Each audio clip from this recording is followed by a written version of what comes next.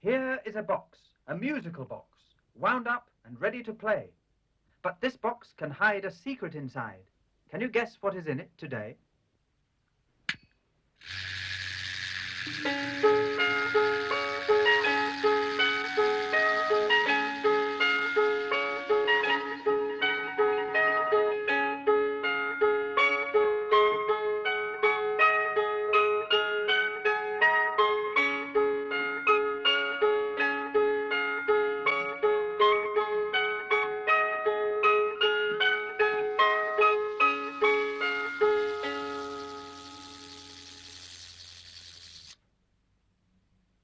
It's Peter Hazel, the postman.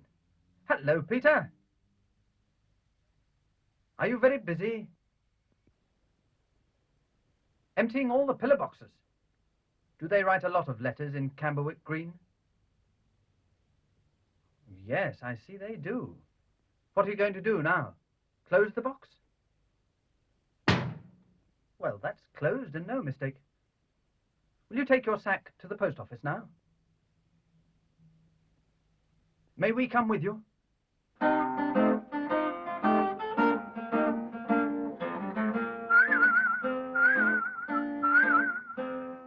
Peter, the postman, is a very busy man. He empties the boxes as quickly as he can. He puts all the letters in a great big sack and whistles as he marches with his load upon his back.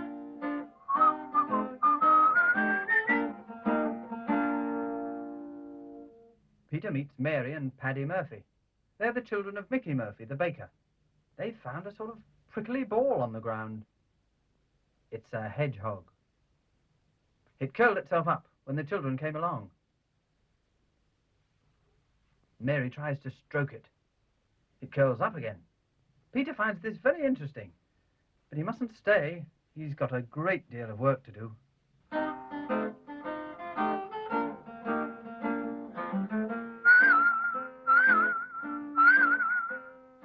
Peter, the postman, is a very busy man. He empties the boxes as quickly as he can.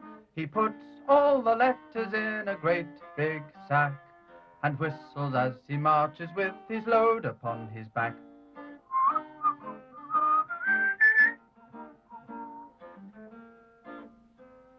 Now Peter is going to empty the last pillar box, which is outside the post office. He's taking out his keys and opening the door. Then he puts all the letters in a great big sack and whistles as he marches with his load upon his back.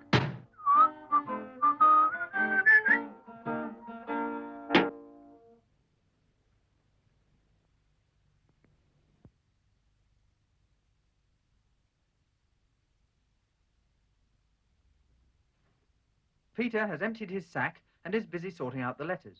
Mrs. Dingle, who runs the post office, is helping him. And so is Packet, Mrs. Dingle's puppy. He is hoping to find a parcel with food in it. He thinks that sort of parcel is very exciting.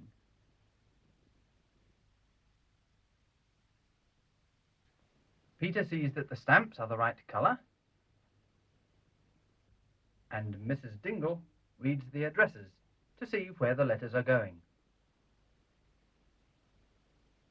which is not always easy. But at last, the letters are ready to be delivered.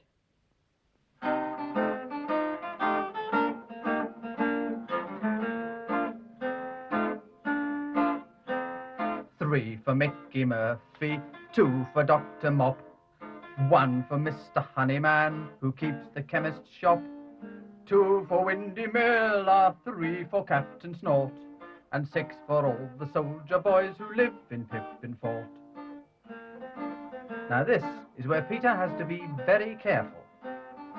He must remember where all the letters are going and not mix them up.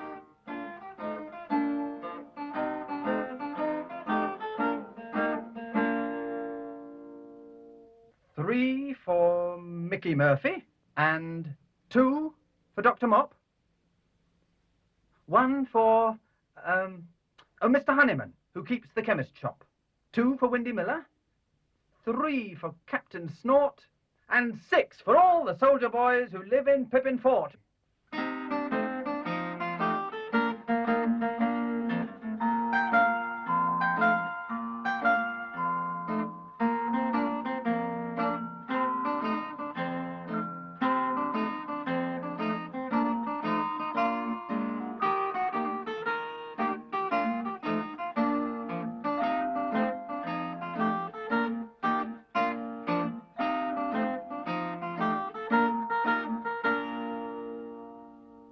Woof, woof, woof.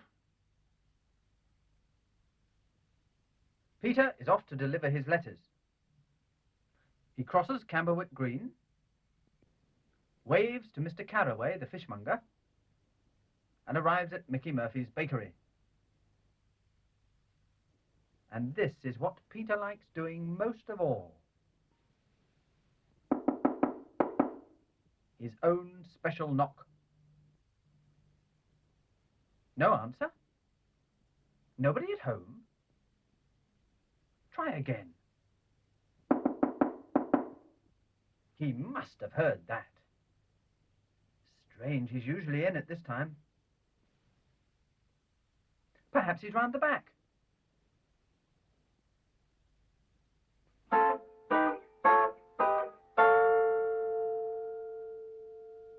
Oh dear, oh my goodness, the chimney's on fire.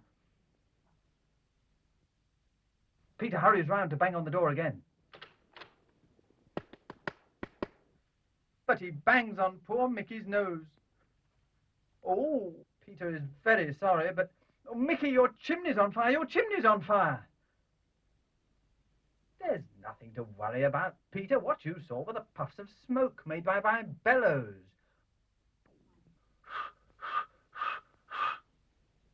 You see, I was only getting my fire alight. Peter feels rather foolish because he had got rather excited. But he remembered to give Mickey his 3 letters. Then, with a wave, he's off on his round.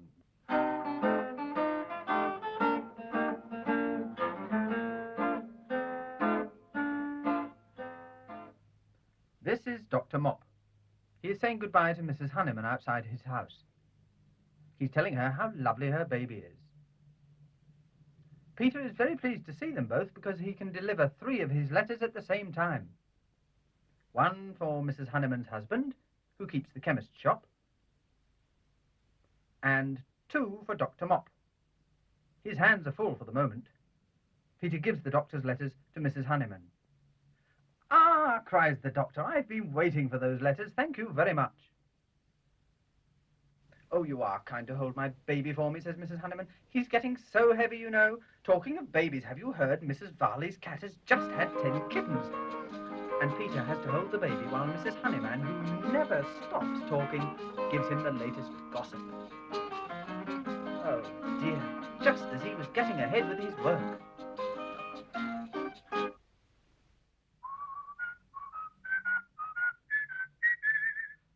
Peter is back on his rounds.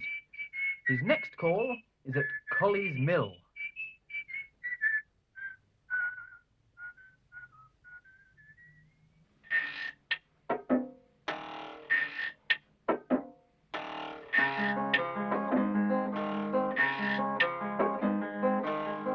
This windmill belongs to Windy Miller. He is rather old-fashioned and likes to grind his own flour. He's a busy man, too. He's carrying sacks of grain. And when he sees Peter coming, he goes to stop the sails.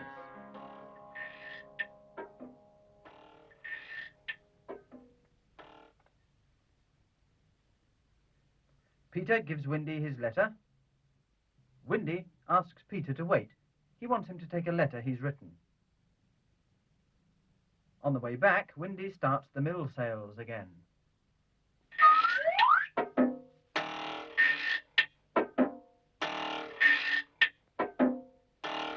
Oh dear, poor Peter.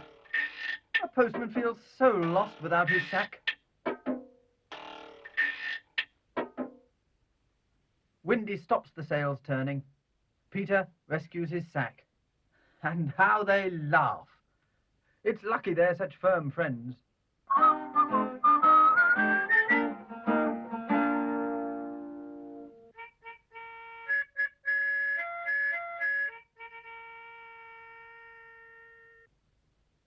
This is Pippin Fort. It is a military academy, a school for boys who want to be soldiers.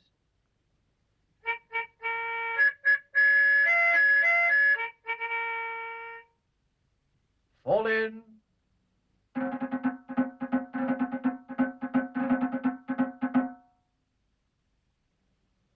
Sergeant Major Grout takes a deep breath and orders, "Attention!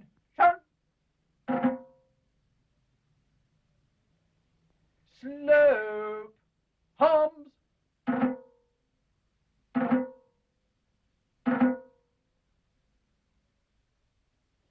Order! Arms!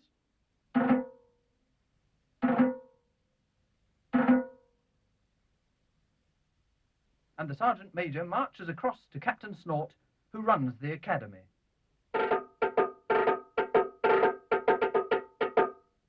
He reports that the men are ready for inspection.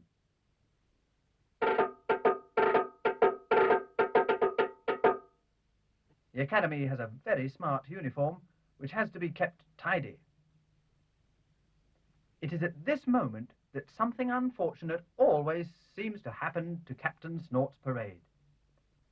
Postman, come and get your letters.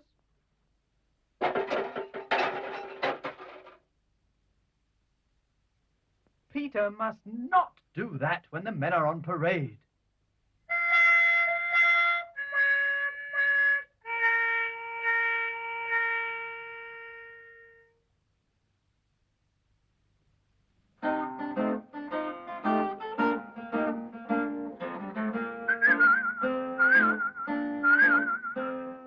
Peter, the postman, is a very busy man, delivering the letters as quickly as he can. He carries them with care inside his great big sack, and whistles as he marches with his load upon his back.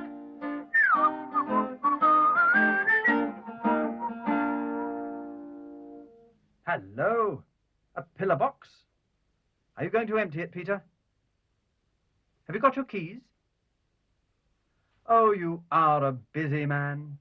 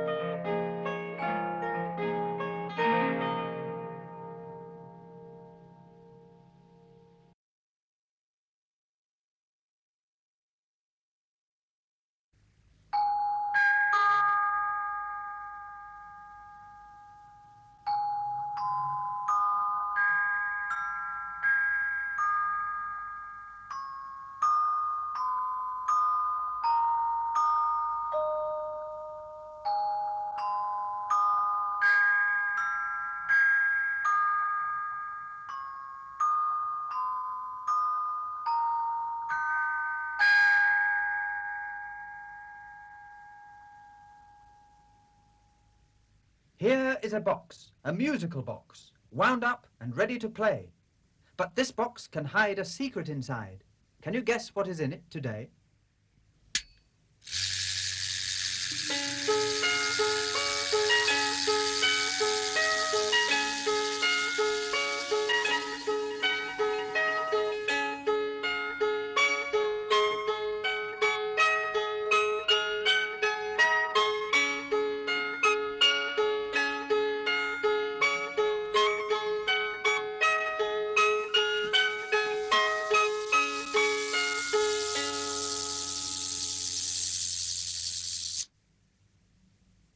It's Windy Miller. Hello, Windy. Are you busy? Plenty of corn to grind? Plenty of wind in your sails? Ah, yes, they're going nicely, aren't they?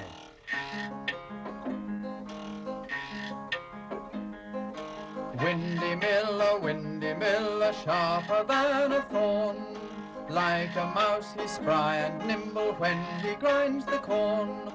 Like a bird he'll watch the wind and listen for the sound, which says he has the wind he needs to make the sails go round. Phew, it's warm work being a miller. Have you any more sacks of corn to move? Ah, you're a lucky man, Windy. You like your work. You're never so happy as when you hear the sound that says you have the wind you need to make the sails go round. This is what Windy likes doing most of all, listening to the sails turning. Windy has lived in Collie's Mill all his life, and he loves the sound of the wind in the sails. Long ago, when Windy was young, all the farmers brought him their corn to grind, but now they send it to the town, to the monster mechanical millers. Windy doesn't care. There will always be some farmers to bring him some corn, like Farmer Bell here.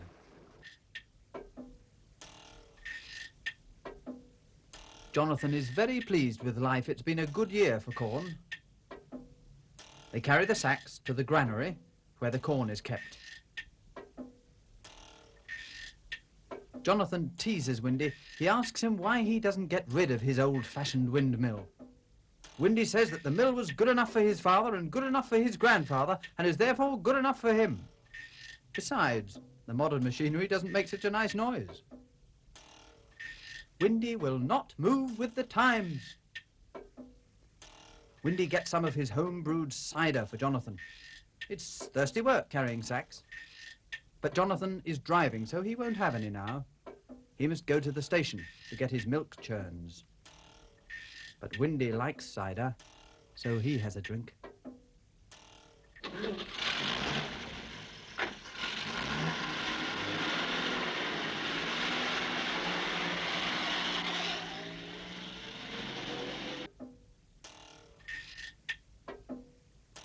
Windy looks at his mill proudly. No one will make him change anything. Cider is very good, but it makes people sleepy. Windy's cider is very strong cider. Windy Miller is suddenly very sleepy.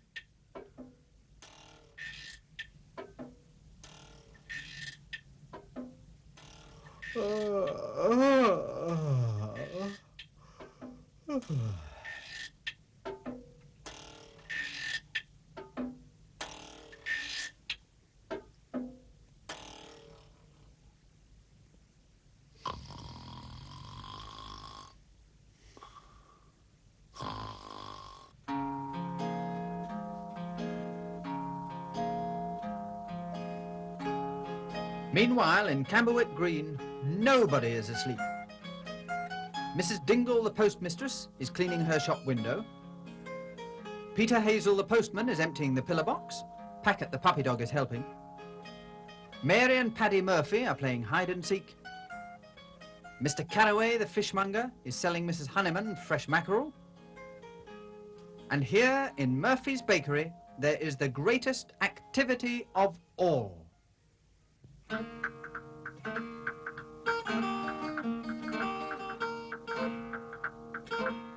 Mr. Murphy is a master baker, pudding, pie and pastry maker, biscuits, buns and birthday cakes. Everything is marvellous that Murphy makes.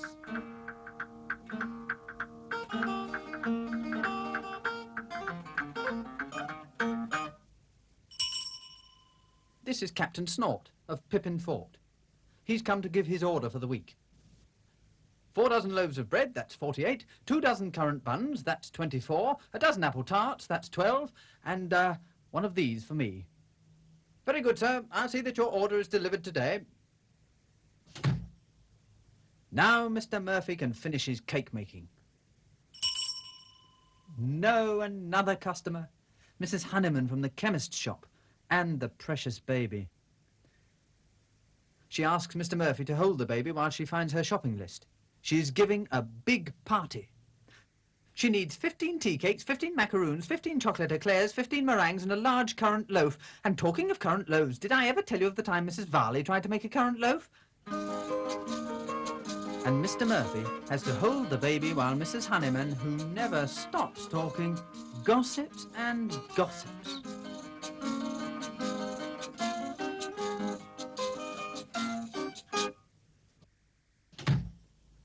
Poor Mr. Murphy. But she's gone now.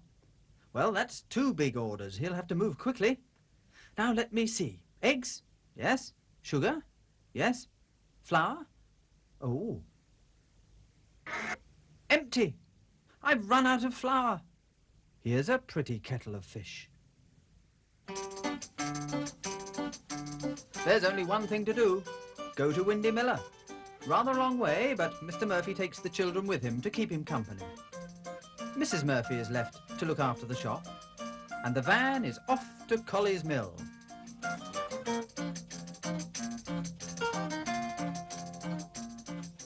Driving along with the baker's man in a rackety-tackety baker's van.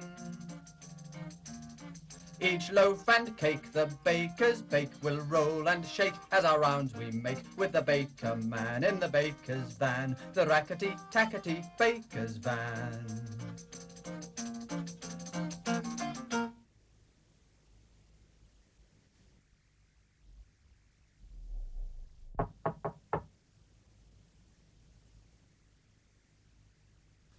That's odd. Windy's usually about at this time. But Paddy tells his father that Windy has been found. Come along, this way. Naughty Mary. But Windy is still sound asleep. Windy, you're asleep. Wake up, please. I've run out of flour, Windy. I must have some immediately. Don't worry, Mickey, says Windy. I will grind you some straight away. Come with me. Oh, dear. I'm afraid the wind has dropped. Poor Mr. Murphy, he'll never get his baking done now. But Windy doesn't despair. When he was a boy, people had many odd ideas.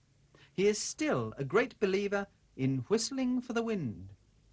Come along, children, he says. If you want the wind, you must whistle for the wind. Like this. Now you try. And again.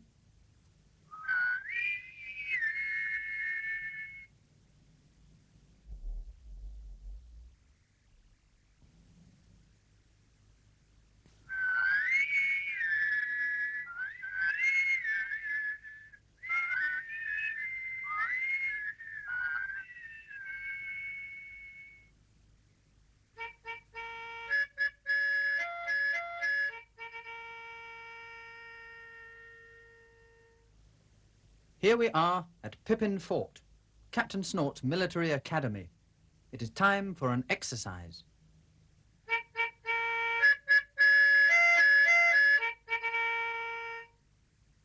Fall in.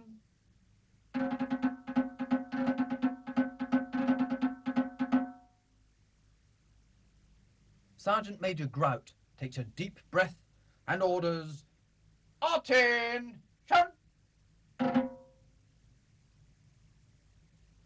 Slope! Hums!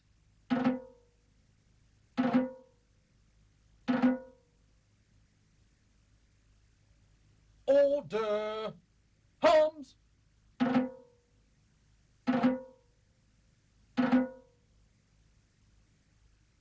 To the truck! Move!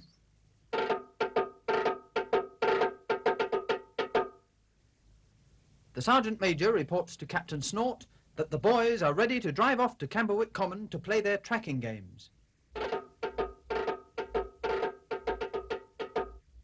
And off they go.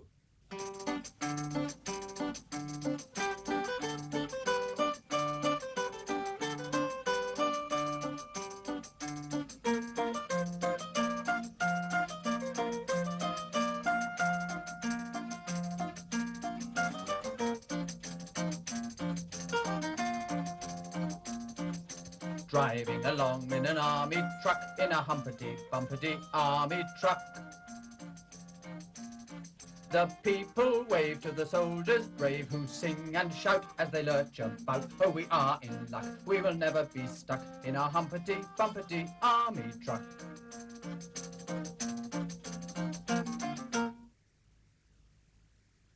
At Colley's Mill there is still no sign of any wind. But suddenly Windy sees the army truck approaching. Look, he's going to stop it.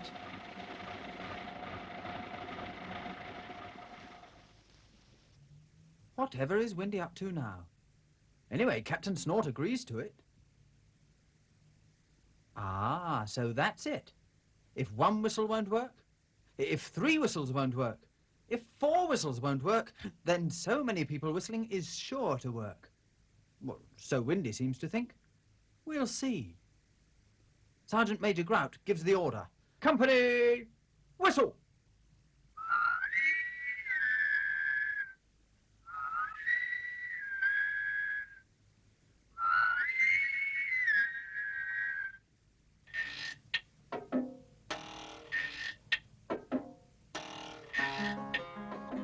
There you are.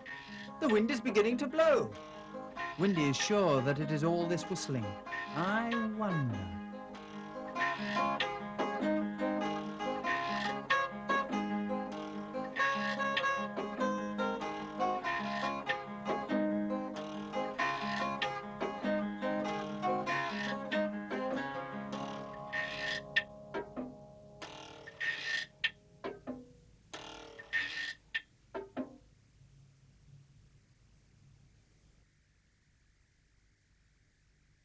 Hello, Windy. Did Mr. Murphy get the flower he wanted? That must have made him very happy. And you are happy too, because you hear the sound that says you have the wind you need to make the sails go round. Goodbye, Windy.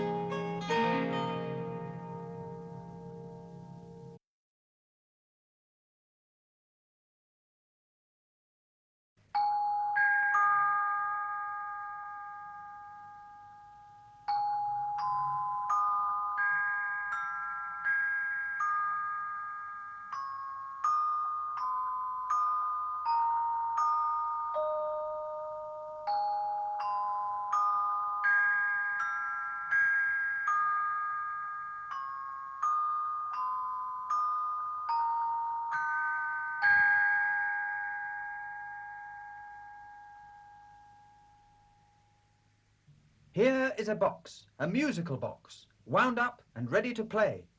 But this box can hide a secret inside. Can you guess what is in it today?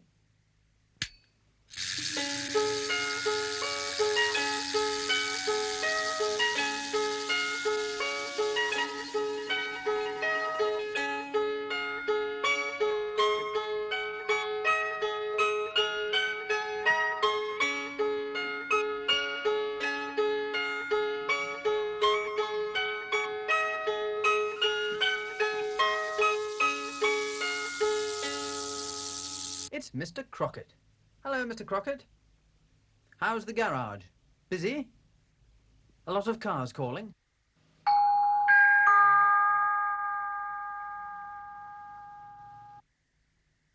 That's right, keep it all ship-shape and Bristol fashion. If your car is needing petrol, if your van has broken down, if your motorcycle engine starts to stick, then go to Crockett's Garage, to Mr. Crockett's Garage. He will do the work and he'll do it very quick. Fill her up, the petrol pumps are working. Pump them up, you know what tires are. Hurry up, there is no time for shirking if you want a very super sort of car. Here's the army truck from Pippin Fort. Mr. Crockett asks the driver what he wants. He takes the cap off the top of the bonnet, picks up his water can and fills up with water. Now for petrol. Fill her up, the petrol pumps are working. Pump them up, you know what tires are. Hurry up, there's no time for shirking if you want a very super sort of car.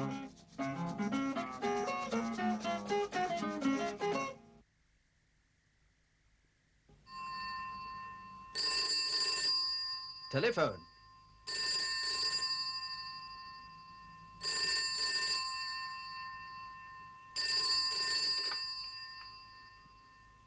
A van broken down? In Camberwick Green? Please come quickly. Mr. Crockett must hurry to the rescue.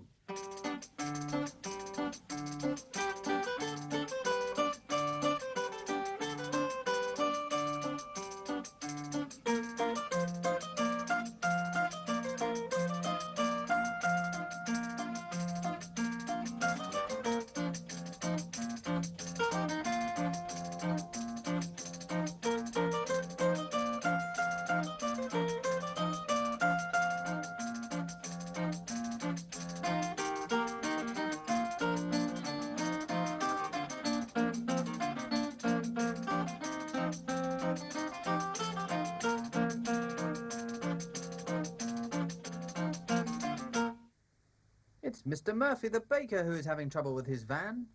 His children, Mary and Paddy, are trying to help him, but they don't really know much about engines. Thank you for coming so quickly. The van won't start. What do you think it is? Mr. Crockett looks in the engine. Mr. Crockett looks in the tank. Mr. Crockett looks at the dashboard. He puts in an arm and turns a key. You hadn't switched her on, Mr. Murphy. Oh, don't worry, we all do it sometimes. Poor old Mickey. Sometimes it seems that your head is made of muffins. Well, there's another satisfied customer. But Mr. Crockett must hurry back to the garage. Someone might be wanting him.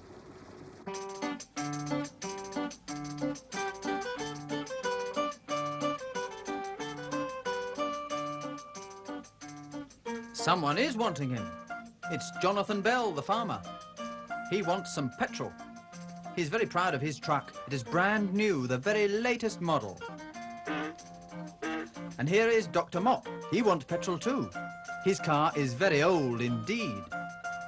When Farmer Bell sees it, he wants to laugh, but he wouldn't like to hurt the doctor's feelings, so he says, "Good day to you," instead. Here is Mr. Crockett. It's a good thing Mickey didn't take up more time, or two of his best customers would have been kept waiting. Petrol, Dr. Mop? Petrol, Farmer Bell? Mr. Crockett wastes no time. He puts petrol in Dr. Mop's tank.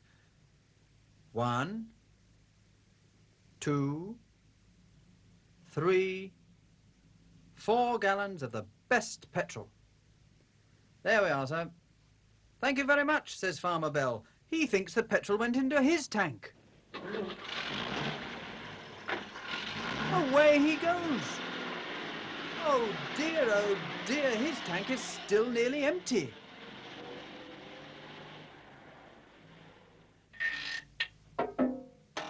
This is Colley's Mill. Do you know who lives here? Yes, Windy Miller. Windy Miller, sharper than a thorn. Like a mouse he's spry and nimble when he grinds the corn. Like a bird he'll watch the wind and listen for the sound, which says he has the wind he needs to make the sails go round.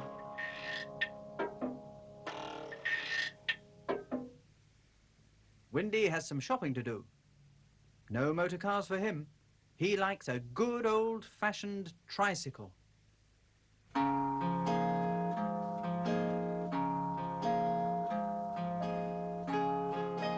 very fast, but it's good exercise. And a tricycle doesn't make much noise.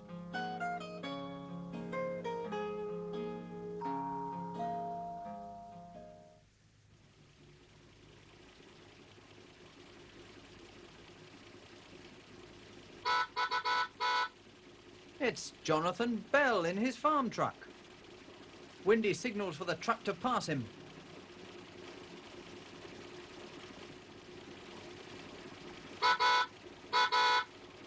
But Jonathan wants Windy to stop.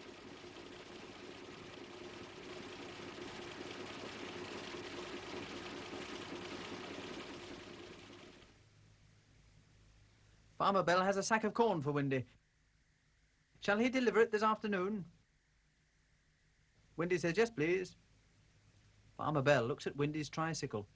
He tells Windy that he ought to get a truck. Then he could collect his own corn. Oh, I wouldn't get rid of my tricycle. It's much better than your truck. It never breaks down or makes horrid noises. Why, I'm sure it could race against anything. Anything? Anything. Jonathan thinks that's very funny. If you can race anything, Windy, he says, you shall race me this afternoon from Colley's Mill to Camberwick Green. And if you win, I will give you the sack of corn.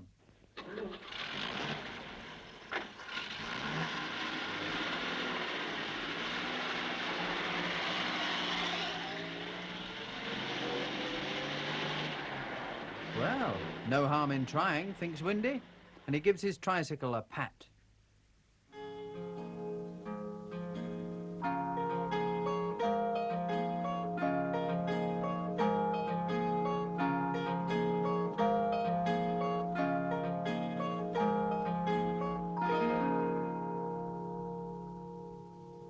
At Camberwick Green, Jonathan is shopping in the post office. As he comes out, he tells Mrs. Dingle about the race.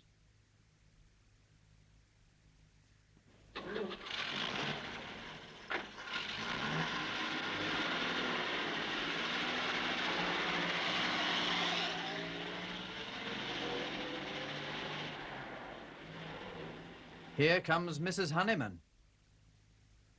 Well, that's done it. Now, everyone else in Camberwick Green will know about it.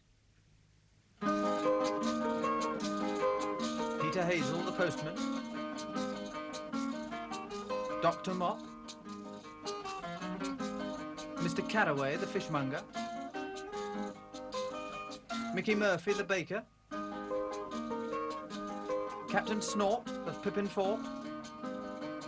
Roger Varley, the sweep. Well, now everybody knows. They're all coming to see the race. Colley's Mill is not working. Windy has other things to do. The race begins at any moment. Captain Snort is to be the starter, and one of the boys is getting the starting gun ready. On your marks. Get set. They're off!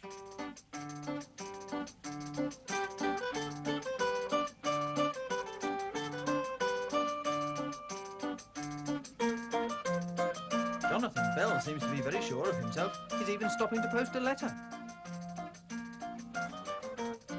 Outside Mickey's bakery, a crowd has gathered. They are very excited. They won't have to wait much longer.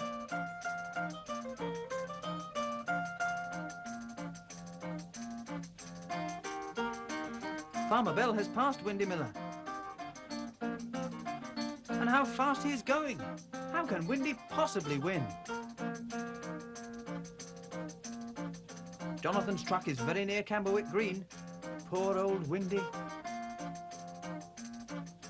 But what's this?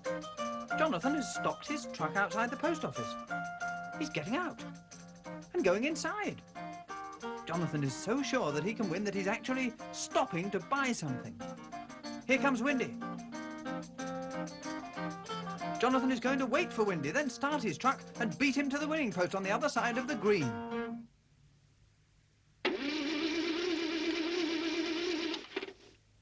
But what's this? The truck has stopped. It's no good. It won't go.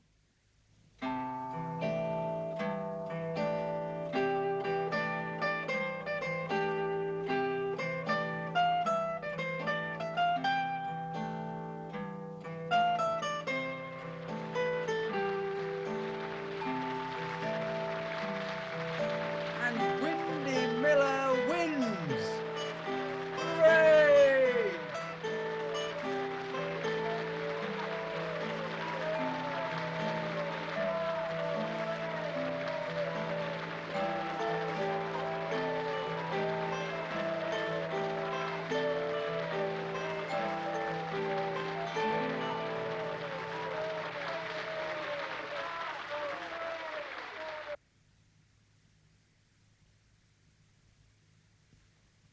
Hello, Mr. Crockett. That was an exciting race, wasn't it? Well, it proves one thing. People do run out of petrol, but they never run out of legs. So Windy is right in a way. You can trust your own 2 legs more than any car, however grand. Was Jonathan cross when he found he'd run out of petrol? Which is why he lost the race. That's right. Keep it all ship-shape and Bristol fashion. Fill her up, the petrol pumps are working. Pump them up, you know what tyres are. Hurry up, there is no time for shirking if you want a very super sort of car. Goodbye, Mr. Crockett.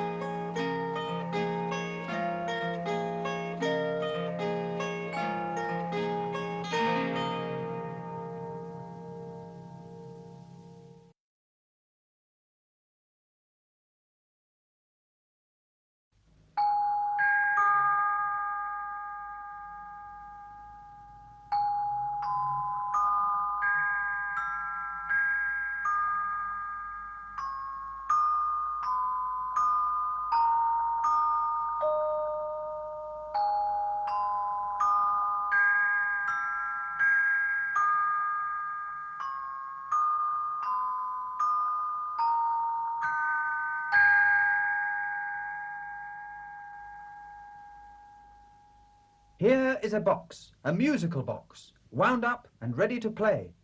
But this box can hide a secret inside. Can you guess what is in it today?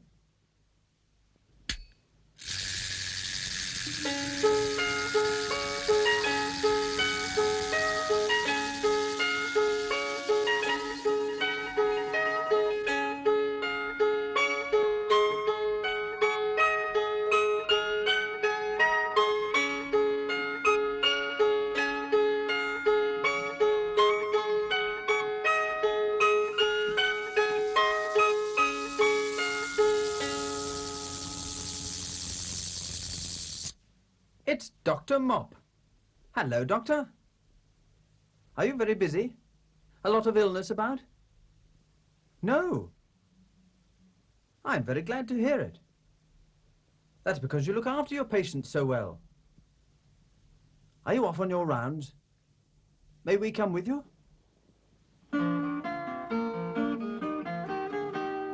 If you want a doctor, get Dr. Mop, for he can stop a sneeze or a wheeze or a lump or a bump, a headache, a sprain or rheumatic pain. So if you're feeling sickly, please call him quickly.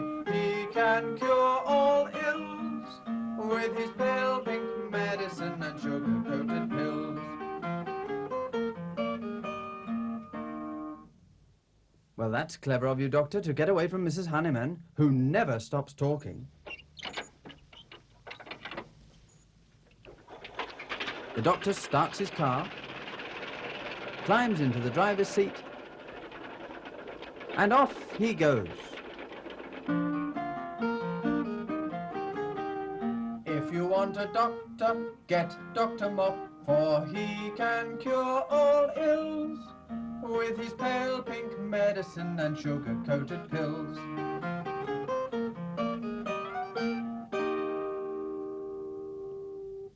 Hello, the doctor has stopped outside Mr. Murphy's bakery. Mr. Murphy comes out to greet him. They both go inside, which is of great interest to Mrs. Honeyman.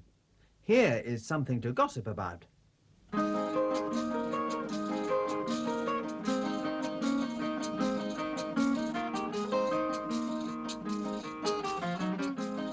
hurries across to tell Mrs. Dingle in the post office.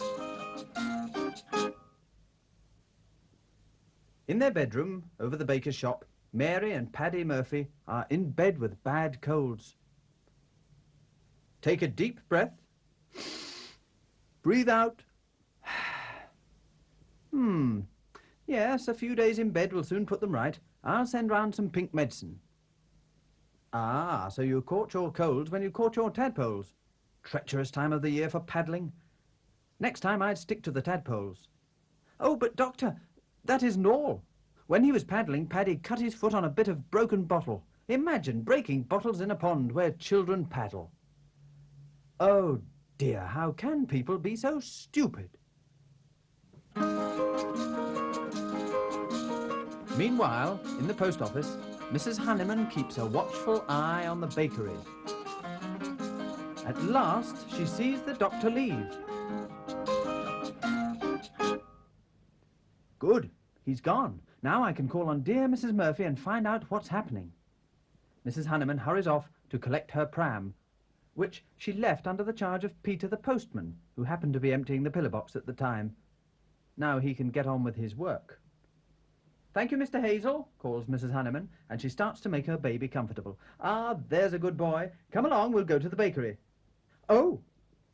Mrs. Honeyman has just noticed her baby's face is covered in spots. Red spots. Oh dear, we must go to the doctor. What Mrs. Honeyman did not notice was one of the boys from Pippin Fort. He is busy repainting the post office, and he's using red paint.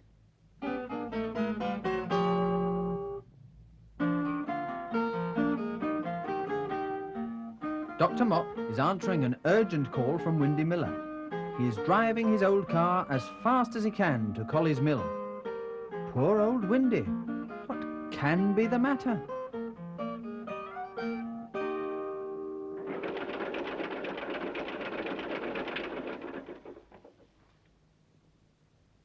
At the mill, everything is quiet. The sails are still, and there is no sign of Windy. The doctor has brought a specially large case with him. This looks serious. What is he doing? Is he playing a game? Ah, a camera. The doctor is a keen photographer. I wonder what sort of picture he's going to take. He's found Windy Miller, who appears to be hiding behind a bush. Windy is pointing something out to the doctor. A thrush's nest in the tree. So that's what the doctor wants to photograph. Like Windy, he loves everything to do with the country. He would especially like to have a photo of thrushes making their nest. They're nesting early this year.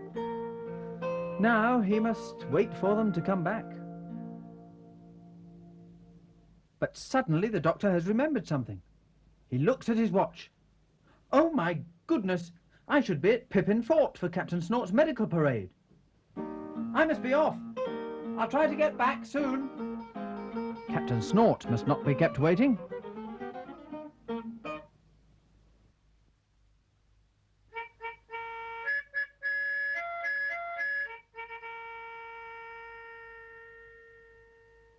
At Pippin Fort, Captain Snort's military academy, it is nearly time for parade.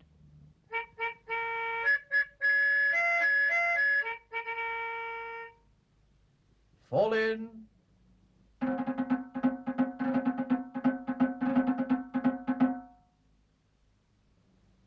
Sergeant Major Grout takes a deep breath and orders, "Attention!" Slope, hums.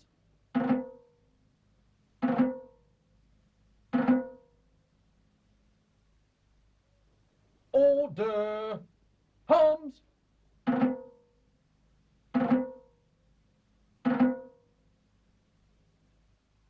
And the Sergeant Major marches across to Captain Snort.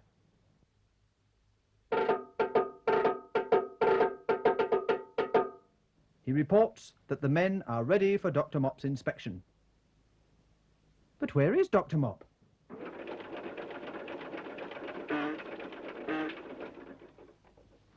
Here he is, just in time.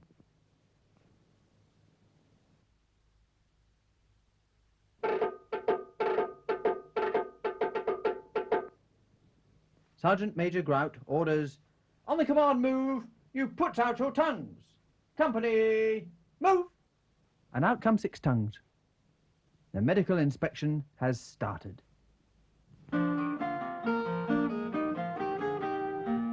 Well, that didn't take long. The boys are as fit as fiddles. Now the doctor is on his way to Bell's farm.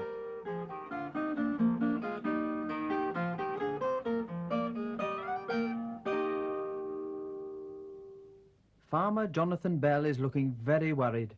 If only the doctor would come. Ah, that sounds like his horn. Yes, here he comes. Hello, Doctor. Thank goodness you've come. That's a bad cough, says Dr. Mop. It is that, says Farmer Bell, and she's had it for 2 days now. Dr. Mop is very sorry to hear it. Does it keep her awake at nights? Yes, it does, says Farmer Bell. But I give her a bucket of water, and that seems to help. A bucket of water? For your wife? No, not for my wife, for the old cow. Look.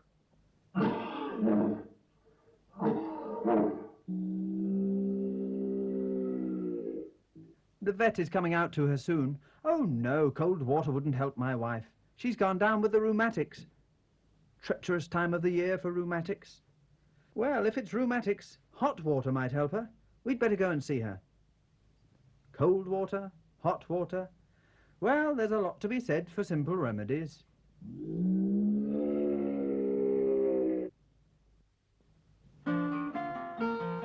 Hello, Doctor. Is Mrs. Bell all right? Did you give her some medicine? Did you give her some pills? And plenty of hot water bottles?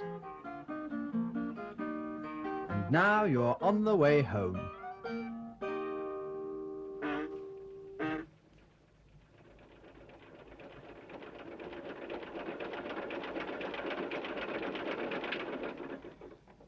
The doctor gets out of his car and has a word with Police Constable McGarry. P.C. McGarry agrees people must not throw bottles about. Much too dangerous. Yes, he will go and talk to the school children about it. Good idea. Well, that's all the business for today. But no, Mrs. Honeyman is waiting, with her baby, who still has red spots over his face. "Oh, doctor, is it serious, doctor? Is it measles, doctor? What is it, doctor?" Paint. Paint? Yes, red paint. Well, there you are, Mrs. Honeyman. Look out for painters when you park your baby, especially for painters who splash their paint about. And for once, Mrs. Honeyman had nothing to say.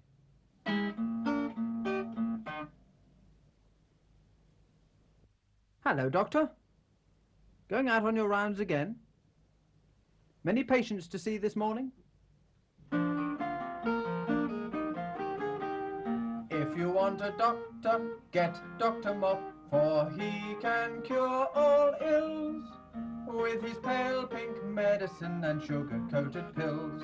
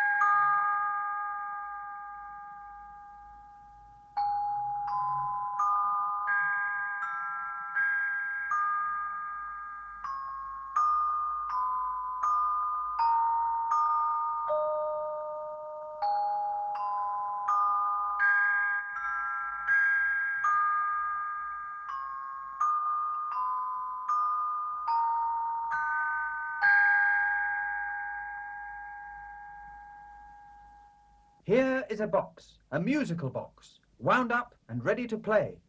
But this box can hide a secret inside. Can you guess what is in it today?"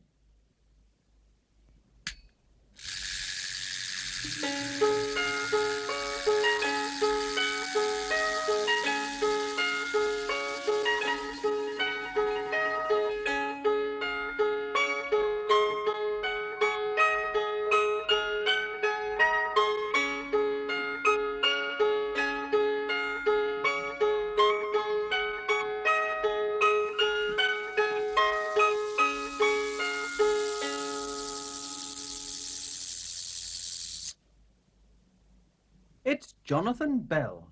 Hello, Farmer Bell. How's the farm? Busy? Hens laying well?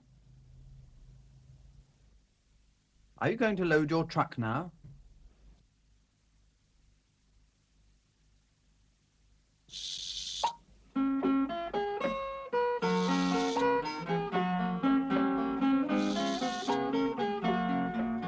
A go-ahead farmer is Jonathan Bell, who works his farm and works it well. He doesn't hold much with the good old days. In modern times use modern ways. Electric, mechanical, all that is new, which does the work that men used to do. He swears by it all and he proves it too on his modern mechanical farm. Farmer Bell is using a forklift loader.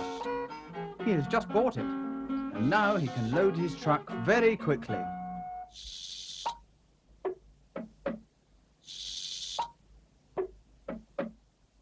All loaded up? He's just going to drive away when he sees Peter Hazel, the postman. He has a letter for Jonathan. Jonathan offers Peter a lift in his truck. Peter says, yes, please. He has a letter for Windy Miller. It is quite a long way, so he is glad to ride. Off they go. Driving along in a farmer's truck, in an I can do anything farmer's truck. A pig or a hen, a car for the men, a bale or a sack, all go into the back. You can even spread muck from a farmer's truck, and I can do anything farmer's truck.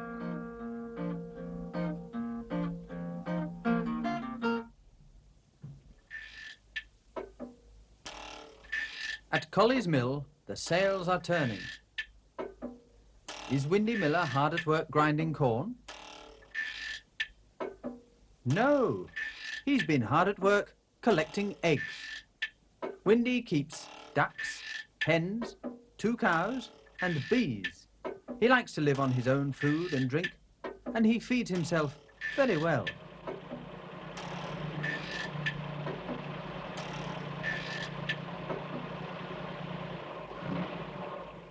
Windy meets the farmer's truck. Peter gives Windy his letter. Windy asks them to wait. He has something for Peter. Here you are, Peter. The eggs I promised you. Peter is very pleased. Thank you, Windy. Thank you very much. Be careful, says Windy, and don't forget to return the basket. But Jonathan Bell laughs. All this fuss about 6 eggs. I have to handle 6,000 eggs. You wouldn't like to do that, would you, Windy? Not with your old-fashioned ways. Windy smiles and shakes his head. He's used to Jonathan's teasing.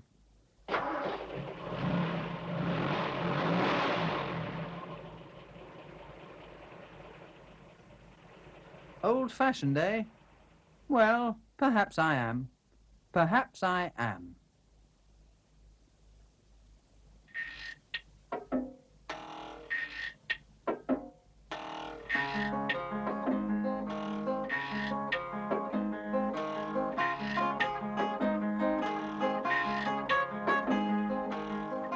Old-fashioned?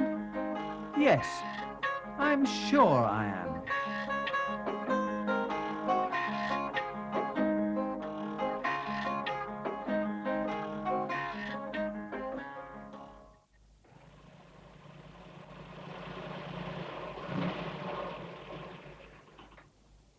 Here they are at the post office stores. Peter says thank you for the lift, and carefully he takes his basket of eggs inside.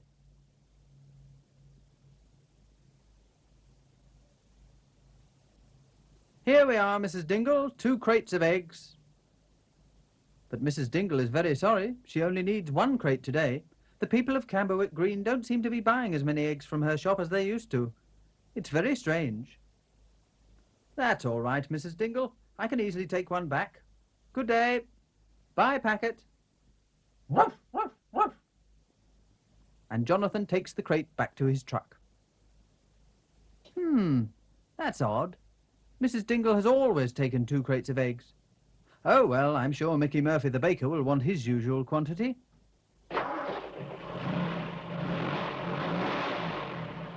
And Jonathan drives his truck round to the bakery.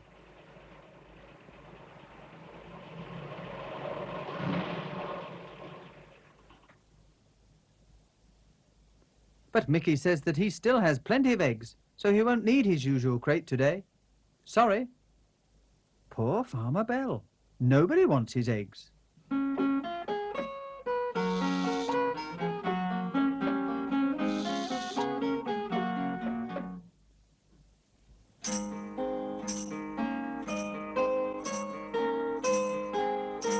Here is Farmer Bell's biggest customer, Mr. Tripp, the milkman. He is preparing to go out on his rounds.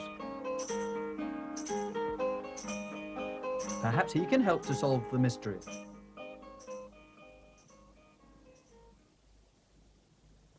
No, Mr. Tripp is worried too. People aren't buying as many eggs from him as they used to.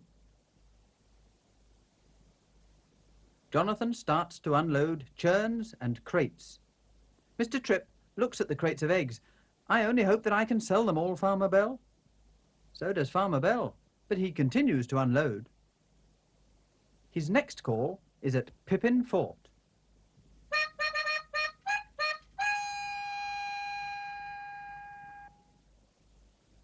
Captain Snort's pupils are on parade in their smart military uniforms. Sergeant Major Grout is drilling them. Attention! Slope! Hums!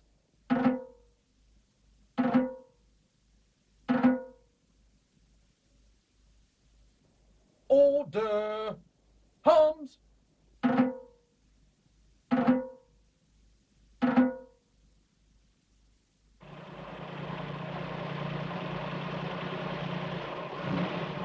Farmer Bell's truck arrives just as the Sergeant Major marches to Captain Snort.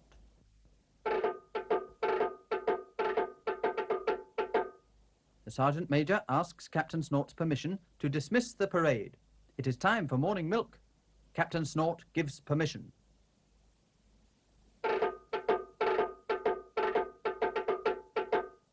Company dismissed.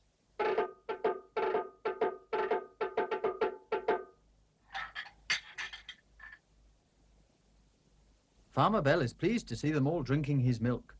Captain Snort says that it's very good for them. Each boy has to drink half a pint every morning. And Sergeant Major Grout makes sure that all the milk is drunk. Farmer Bell asks, "How about eggs, Captain Snort?" And the captain tells him that every boy has an egg for breakfast every day and 2 on Sundays. Jonathan asks, "So you'll need as many eggs as usual?" And Captain Snort replies, "Yes, of course." Jonathan is so relieved to hear this that he shakes the captain's hand.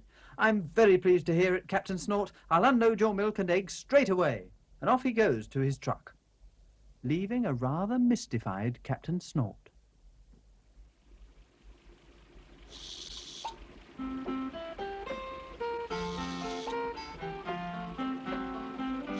Jonathan is pleased that Captain Snort still wants to buy his eggs. But he is still worried about things.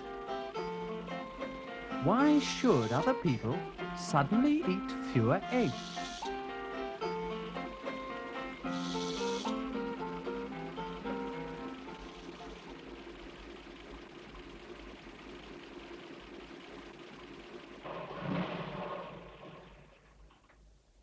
Hello, here's Roger Varley, the sweep.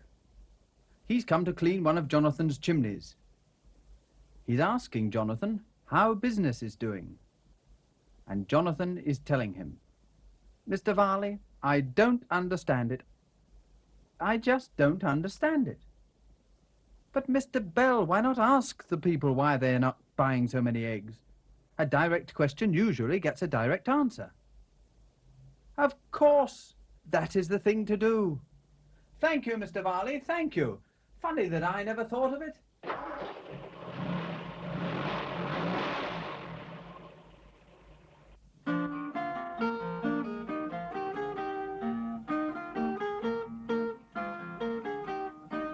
Jonathan is wasting no time. First, he's asking Dr. Mop.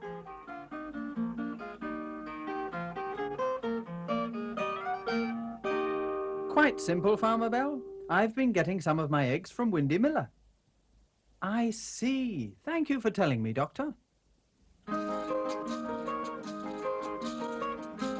And now, when he can manage to get a word in, he's going to ask Mrs. Honeyman.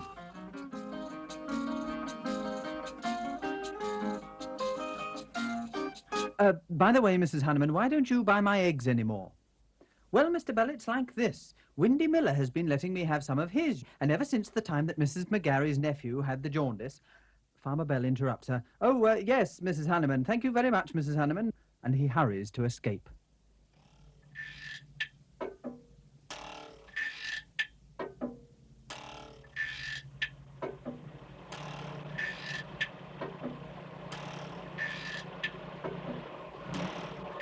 Jonathan has decided to talk things over with Windy. But first, Windy goes to stop the sales.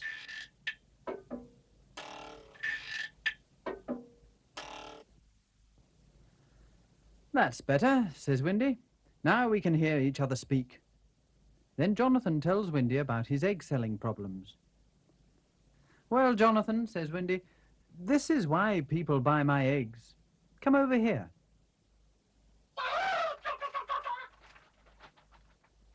My hens are free range. They can lay wherever they like. That makes them happy. And people think that happy hens lay better eggs. But it makes collecting the eggs a bit difficult. It would be quite impossible for you with all the hens you look after. Windy asks Jonathan why he bothers to sell locally. I'd send them all to the packing station. Up there, one egg is as good as another, as long as it passes the grade. Jonathan agrees. His eggs would pass the grade all right, and it would certainly be simpler. Besides, he doesn't like being beaten in the village at his own game by old-fashioned Windy. Windy sees this, but he won't rub it in. He gets some of his home-brewed cider. We're both wanted, Jonathan, and there's room for the pair of us. Here's a toast, he says to the farmer. Big, that's you. Small, that's me.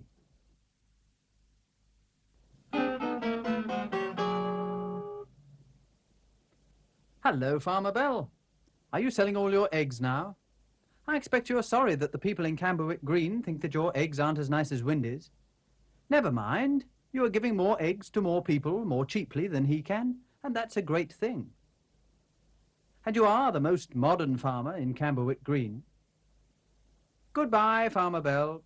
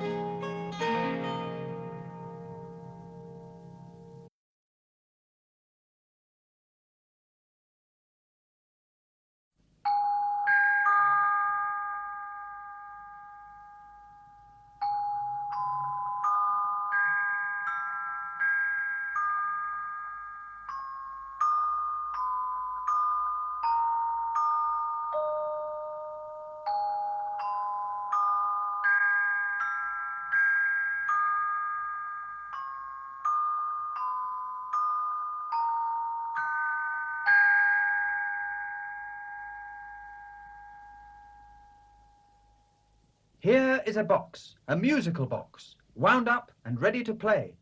But this box can hide a secret inside. Can you guess what is in it today?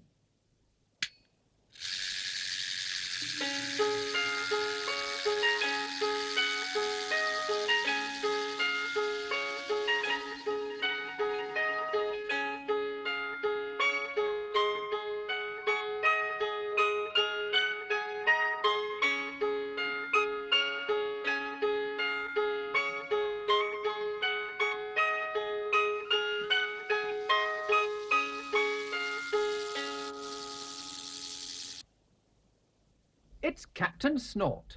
Hello, Captain. How is the military academy? Are you busy? Are the boys being good? Well, boys will be boys, and soldier boys even more so. Is it time for parade? May we watch?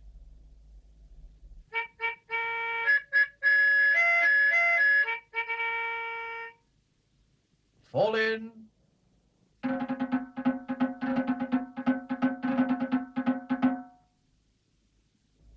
Sergeant Major Grout takes a deep breath. He shouts an order. Answer your names. Armitage. Featherby. Higgins. Hopwood. Lumley. Meek. Meek! Oh dear, oh dear, oh dear, Private Meek is in trouble. He was daydreaming on parade. Silence! Cries the Sergeant Major. Attention!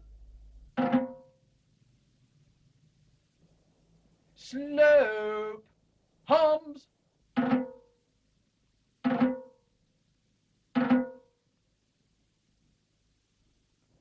Order! Hums!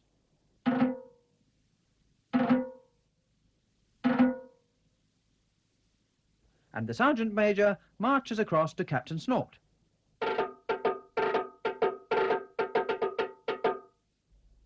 The men are ready for inspection.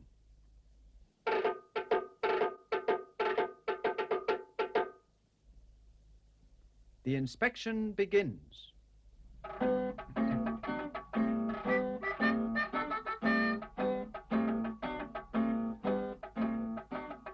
Captain Snort is a soldier man, scarlet and gold a soldier man. He'll work a boy as hard as he can to turn him into a soldier man. Captain Snort is a soldier man who lives in Pippin Fort. The captain inspects each boy very closely. Buttons polished, uniform pressed, boots clean. Good. An excellent turnout.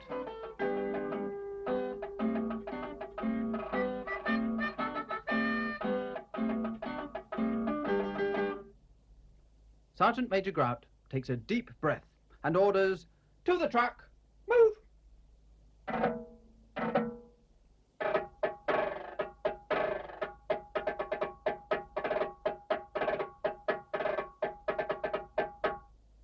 Every Wednesday, after parade, the boys do odd jobs for the people of Camberwick Green.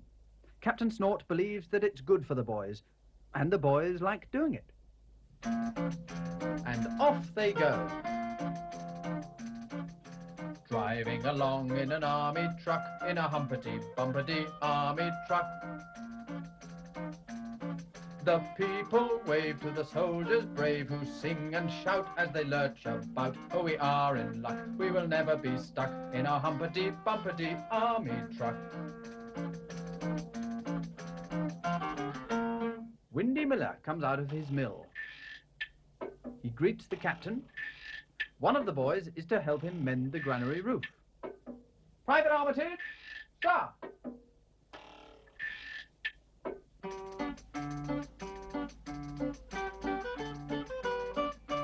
Who's the next customer? Farmer Jonathan Bell. He wants two boys to help whitewash a barn. Featherby and Higgins.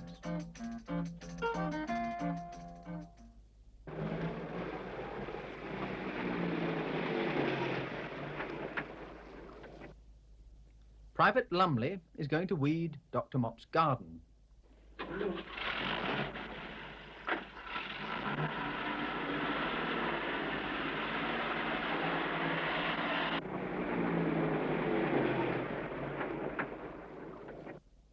Private Hopwood is going to wash Mr. Murphy's shop window. And that's the lot. No, Private Meek is still in the back of the truck. No job for Meek. There must be something that Meek can do. Ah, Sergeant Major Grout has an idea. Meek can clean the army truck. He can get a bucket of water from the post office. But Mrs. Honeyman comes running towards them. Oh dear, Mrs. Dingle has just told her Shappers, the big store in Welchester, is having a sale of ladies' hats. It's the first day. She must catch the bus, but it goes in 3 minutes, and she can't take Baby. Baby is sick in the bus, and Baby doesn't like buying hats. Oh, Captain Snort, please, Captain Snort, could one of your obliging boys take Baby home to Mr. Honeyman? He'll be in the shop. That is kind of you. Thank you so much. Well, that's one way of doing things. Poor Captain Snort. You're certainly left holding the baby. But Captain Snort gives it to Sergeant Major Grout. And Sergeant Major Grout calls Meek. An important job for Private Meek. Off to the chemist's shop, deliver the baby to Mr. Honeyman, return and clean the truck. And off goes poor Meek. Not a proper job for a smart soldier. Well, now, that's that. All the boys disposed of. The Sergeant Major goes off to his friend, Mr. Crockett. He loves to lend him a hand at the garage. Captain Snort is left alone. He looks around, then walks towards the fish shop. He's talking to Mr. Carraway. Now Mr. Carraway is taking him inside. Is the captain going to buy something very special? Here's Mickey Murphy, the baker. He's gone in too. And here comes Windy Miller on his tricycle.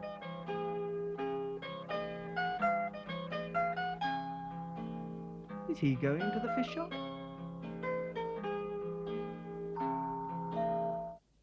Yes. And at this moment, Dr. Mop is leaving his house. In he goes, and this happens every Wednesday as regular as clockwork. Let's have a look round the back. They are all going fishing. At the bottom of Mr. Carraway's garden is a stream. And there's nothing nicer than a quiet afternoon spent fishing.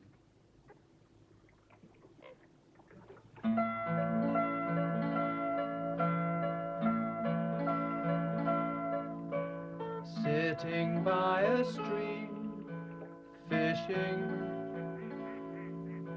by a summer stream, fishing in still deep water where lazy fish gleam, fishing in the sun.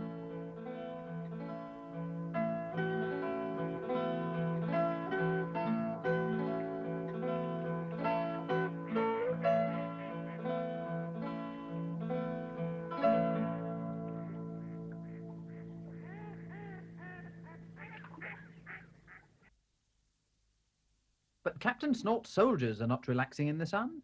Far from it. They are very busy, especially Sergeant Major Grout.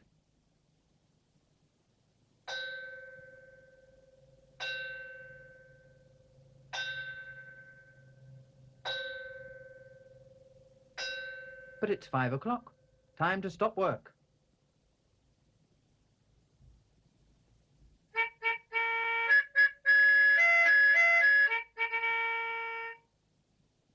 Fall in.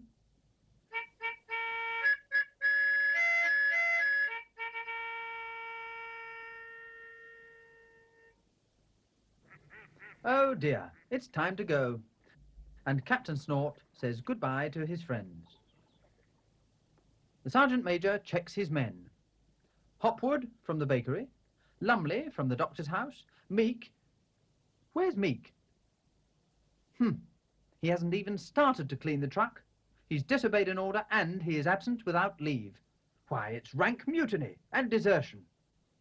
Captain Snort arrives, and the Sergeant Major reports 1 man missing, Private Meek. Captain Snort considers it. Desertion? Mutiny? By Private Meek? How surprising. But the army cannot be held up by 1 man. We'll deal with Meek when we find him. So the Sergeant Major orders, into the truck, move!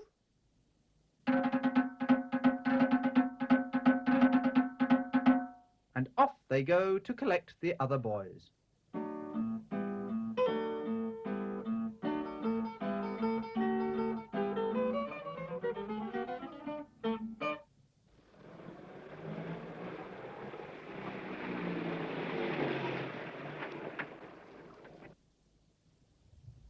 Sergeant Major Grout takes a deep breath and orders, form, hop!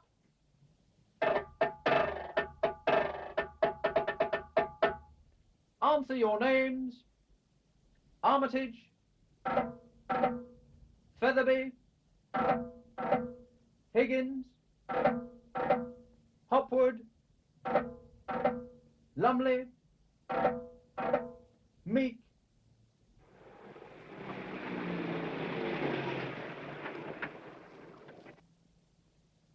Meek.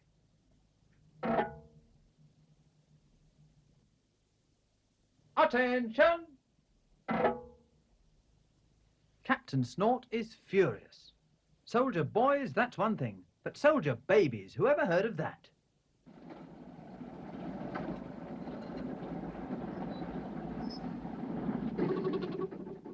But wait, all's well. Here is Mrs. Hanneman. She's got a lift from Mickey Murphy. Good thing, too. She missed the return bus. And now she's telling Captain Snort all about it. This is going to be a very long parade.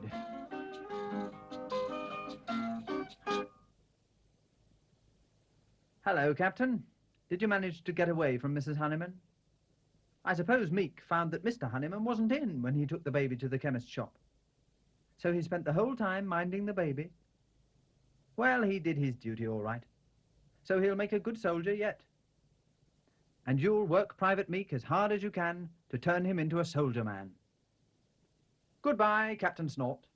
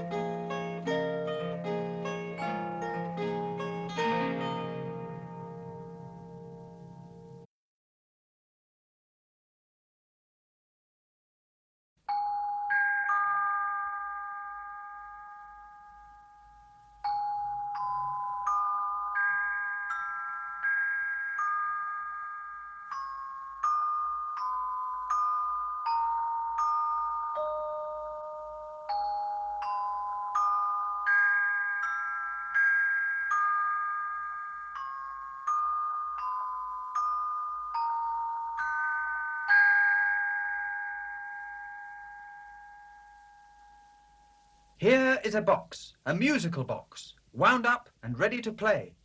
But this box can hide a secret inside. Can you guess what is in it today?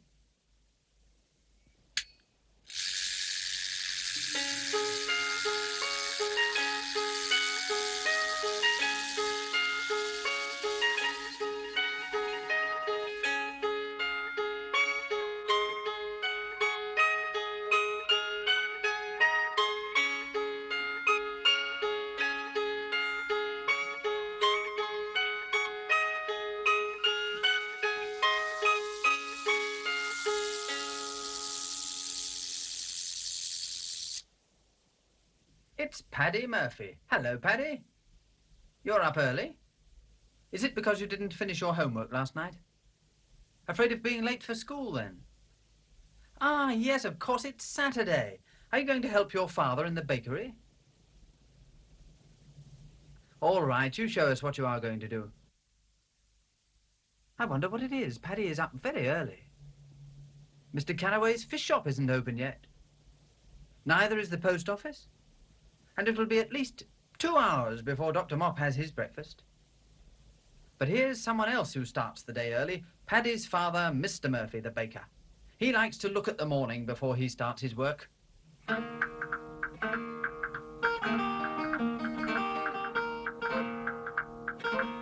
Mr. Murphy is a master baker, pudding, pie and pastry maker, biscuits, buns or birthday cakes. Everything is marvellous that Murphy makes.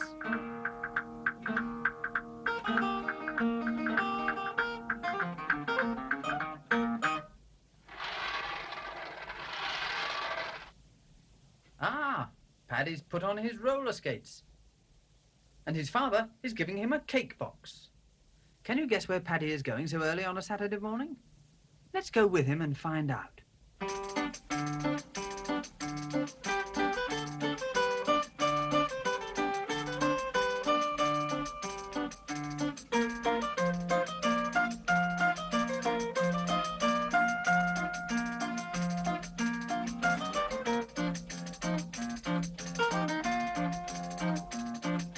Whizzing along on my roller skates, on my rumbling, tumbling roller skates. The people say, get out of the way and don't delay. He's at work today on his roller skates, on his bowler skates, his rumbling, tumbling roller skates.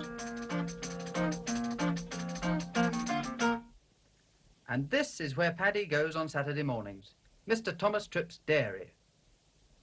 Mr. Tripp is very pleased to see Paddy because he's going to help him bring milk, butter and eggs to the people of Camberwick Green. Mr. Tripp starts his milk truck and Paddy directs him back to the stores which are to be loaded. Back, slowly, left hand down, steady, straighten up, stop. Good. Now they can load up. And soon they are on their way.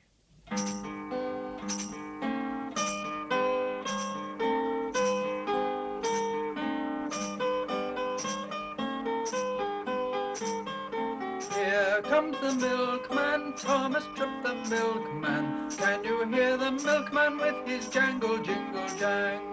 What does it matter if the bottles make a clatter? One doesn't want to chatter over jangle, jingle, jang. The truck is coming to Camberwick Green. It is still very early. There is no one about. Well now, Dr. Mop. 2 pints and a dozen eggs, please. Mrs. Dingle of the post office needs a pint and a carton of cream. Back into the truck and round the green to Mr. Carraway's fish shop. 1 pint, please. Now Paddy has to help Mr. Tripp with a special order. A whole crate of milk bottles for Paddy's father. Mr. Murphy uses a lot of milk when he's baking custard pies, and Saturday is his day for making them. No time to lose. The milk mustn't be late.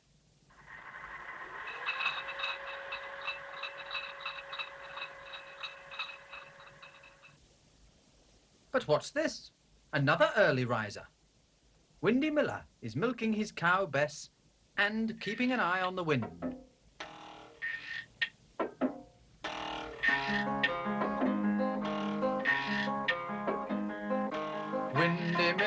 Windy Miller, sharper than a thorn.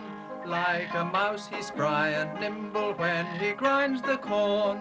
And like a bird he'll watch the wind and listen for the sound, which says he has the wind he needs to make the sails go round. Yes, there's a nice breeze blowing. Windy should be able to grind a lot of corn today. Windy sees the milk truck coming, so he goes to stop the sails. Now, why should the milk truck call at the windmill? Windy has a cow of his own to give him milk.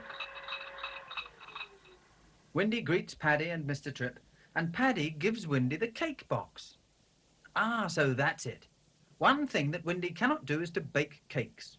So every Saturday morning, Paddy brings Windy a special cake. Thank you, Paddy. And thank you, Mr. Tripp, for bringing it.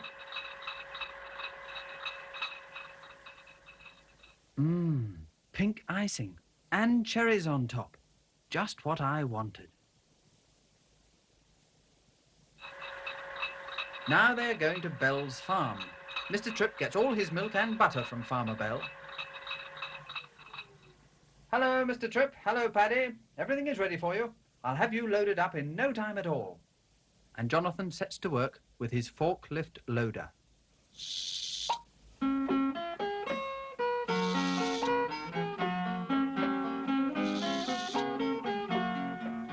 A go-ahead farmer is Jonathan Bell, who works his farm and works it well. He doesn't hold much with the good old days. In modern times use modern ways. Electric, mechanical, all that is new, which does the work that men used to do. He swears by it all and he proves it too on his modern mechanical farm.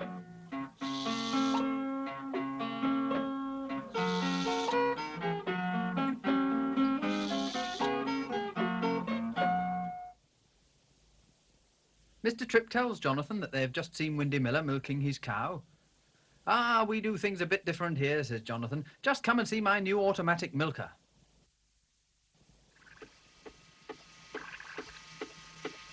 There, the very latest model, all electric. What if it goes wrong? Asks Mr. Tripp. Wrong? Says Jonathan. There's nothing there to go wrong.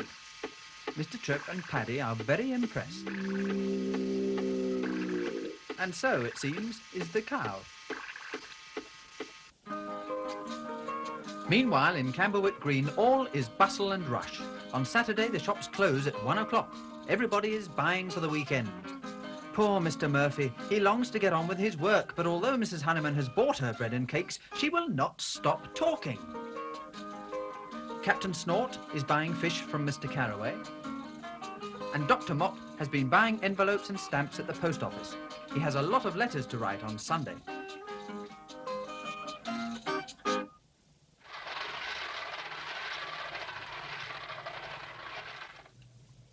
Ah, there you are, Paddy. Come and have your lunch. Come along, Mary. Goodbye, Mrs. Honeyman. Another Saturday morning is over. But one day it was different. One Saturday morning, something happened.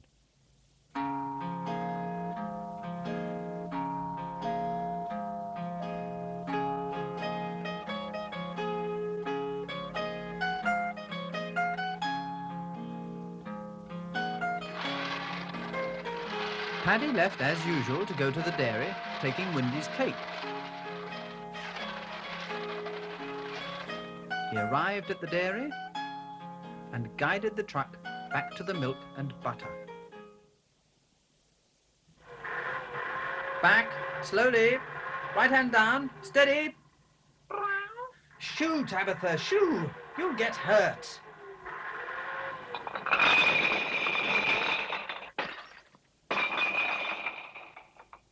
Oh dear, I didn't say stop. It was old Tabby there. I thought she'd be run over. All the bottles smashed, all the milk lost. Paddy said that he was very sorry, but Mr. Tripp loves cats. He quite understands. Accidents happen, Paddy, don't worry. Hello, Farmer Bell. I've lost all my milk for this morning's delivery. Can you let me have some immediately, please? No, I'm sorry, I can't. My milking machine is all in pieces. It's being repaired. No more milk until this evening's milking. Sorry. Oh, dear. Oh, dear, dear, dear. What shall we do? Ah, of course, Windy Miller.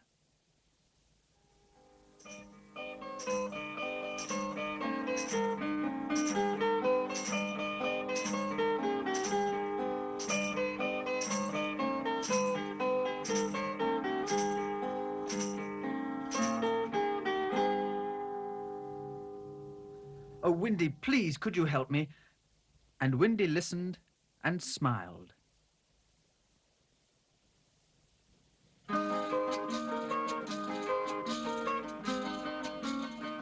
No milk? No milk? No milk? No milk? I think it's absolutely disgraceful, Doctor. If baby doesn't get his milk soon, he'll start screaming. As I said to Mrs. Dingle yesterday, Mrs. Dingle, I said, if the price of milk continues to rise,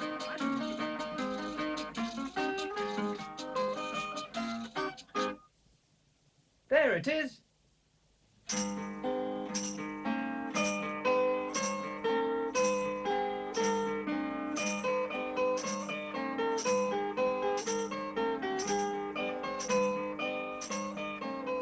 And about time, too.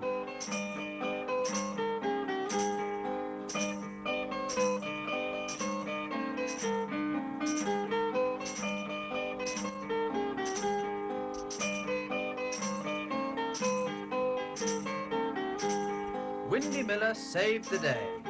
What a relief. Hello, Mary. Hello, Paddy. Anything exciting on the milk round lately? Of course, Windy is right, really. You can trust your own two hands better than any machinery. Hands don't have repairs. It's lucky there are people like Windy, or Mr. Tripp would have been in great trouble that Saturday morning. Well, you'll know where to go next time there's a crisis in the dairy.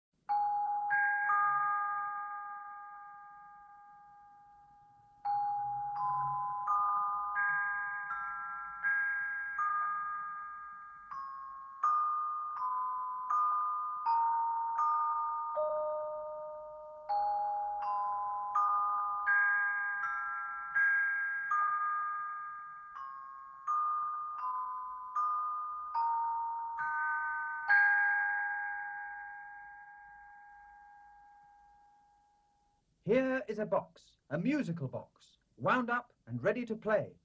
But this box can hide a secret inside. Can you guess what is in it today?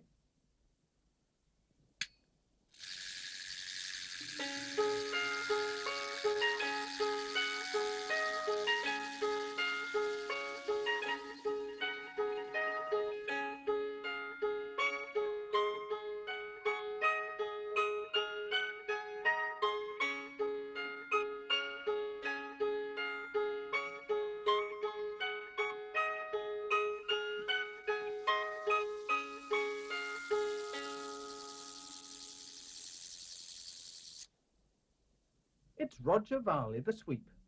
Hello, Roger. Are you very busy? Plenty of chimneys to sweep. Are you going to sweep one now? May we come with you?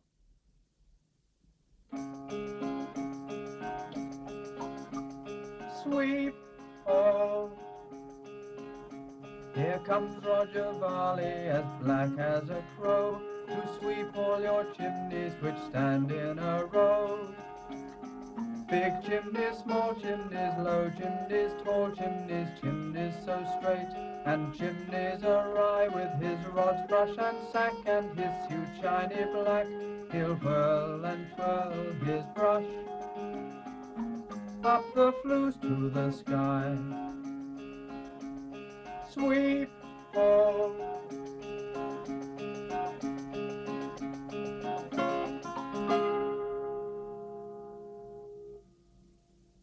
Here he is at the bakery. Mr. Murphy is waiting for him because Roger is going to sweep the bakehouse chimney. Good morning, Mr. Murphy. Don't you worry, I'll be very quick. It won't hold up your baking for long. It's all ready, Mr. Varley. I've moved everything to the other end of the shop. That's fine, Mr. Murphy. Well, now, you carry on as if I weren't here. Thinks Mickey. That's easier said than done. I hope the mess won't frighten away any customers.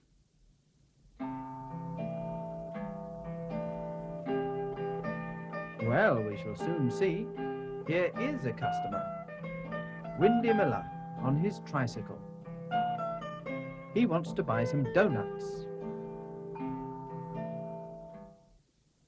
Morning, Mr. Miller, calls Roger. Don't mind me. I'm sorry about the mess, Windy, says Mickey, but it must be done. Windy says he doesn't mind as long as he can have a dozen doughnuts. Certainly. Now let me see. No, not there. Ah, over here. No. Oh dear, I know I've got them somewhere. Ah, here they are. 1, 2, 3, 4, 5, 6, 7, 8, 9, 10, 11, 12, and one more for luck, to make a proper baker's dozen. Thank you very much, says Windy. Please charge it to my account, Mickey. And off he goes. Nearly finished, Mr. Varley. It will soon be my busy time. Won't be long now, Mr. Murphy. Your chimney certainly needed a sweep. Windy pops his head round the door. I've just thought, Roger, he says. There's a flue at the mill needs sweeping. Can you call in when you've finished here? Certainly, Mr. Miller. I'll be right along. Roger calls Mickey over to the oven. There we are, Mr. Murphy. Clean as a whistle. Yes, it is. Quite clean.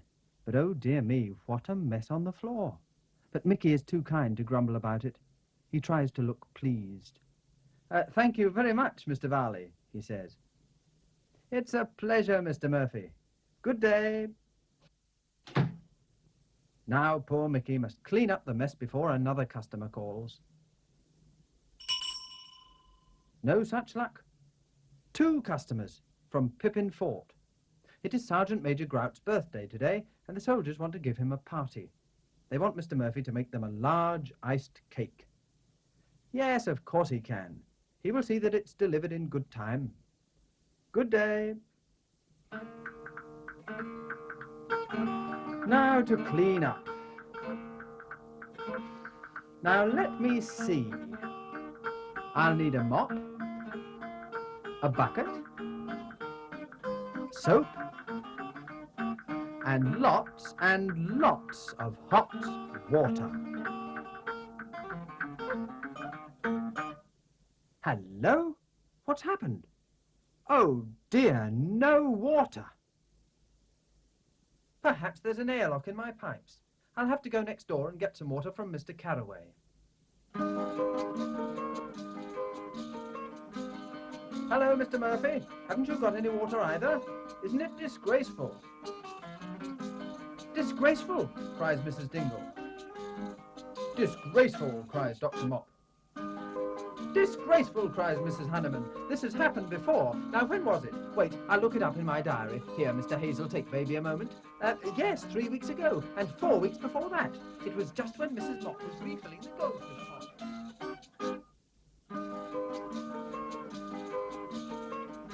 And while Peter holds the baby, there is no stopping Mrs. Hanneman.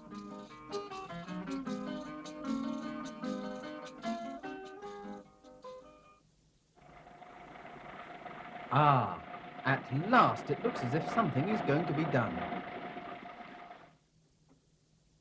Mickey asks how long it will be before the water comes on again. The workman says that it will take at least 2 hours to find the trouble and probably another 2 hours to put it right. 4 hours without water and all that soot on the floor. There's only one thing to do. Get some water from Windy Miller's well. Mary, Paddy, bring out all the buckets and jugs you can find. We're going to Colley's Mill for water. Mr. Carraway, the fishmonger, thinks this is a splendid idea. Would Mickey very kindly bring a bucket full of water back for him? Why, yes, of course. 2 buckets for you, Mrs. Dingle? Yes, certainly. Glad to be of service. You want some, Dr. Mop?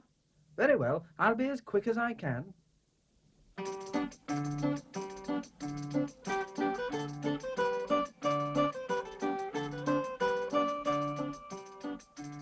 And Mickey, Mary and Paddy load all the buckets and jugs into the van. It looks as if they are going to be very busy.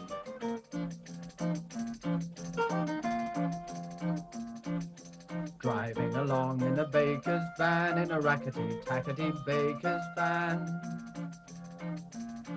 Away to the mill, our buckets to fill. Who cares if it spill? We know that it will. In the baker's van, with the baker's man, in the rackety-tackety baker's van.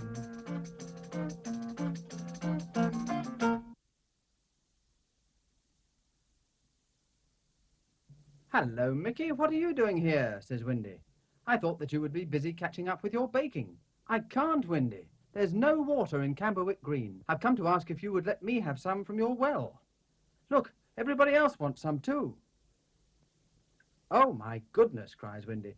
It's going to take a long time to fill all these from my well. And how are you going to get back to Camberwick Green without spilling all the water? Yes, I know, says Mickey, but what else can I do? I'll have to go slowly, that's all. Even if most of it does slop over, at least there'll be some left.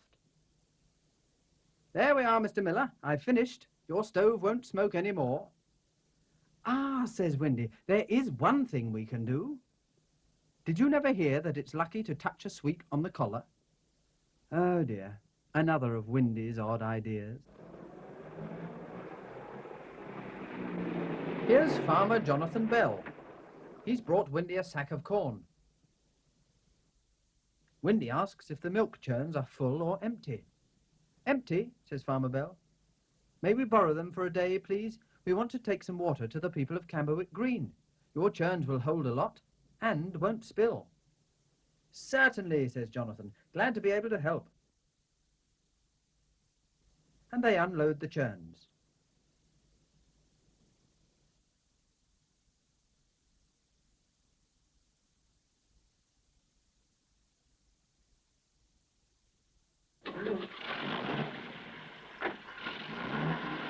Goodbye, Farmer Bell.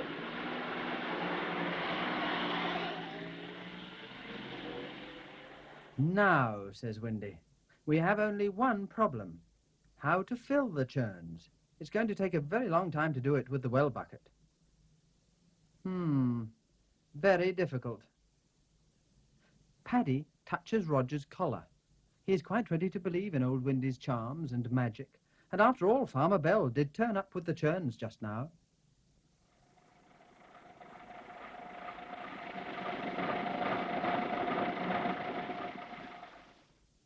Well, there you are. Here is the army truck from Pippin Fort. Captain Snort and Sergeant Major Grout are taking the boys out on fire drill. They have got a new trailer pump. They ask Windy if they can try it out on his duck pond. Certainly, says Windy, but would you mind filling these churns from my well first? The people of Camberwick Green are without water. Captain Snort is very pleased to help. The boys will fill the churns and load them onto Mickey's van. Fall out!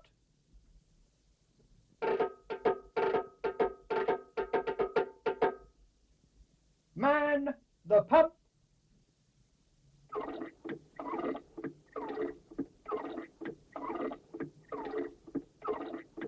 And the churns are filled and loaded in double quick time. Paddy wonders if it was touching the sweep's collar which brought the soldiers, but he doesn't ask his father. He thinks he'd laugh at him.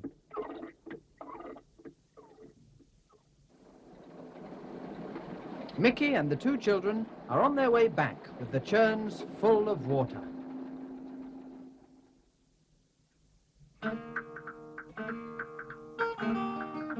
Mickey is able to make his cakes at last. Mary and Paddy have helped to get the bakery clean.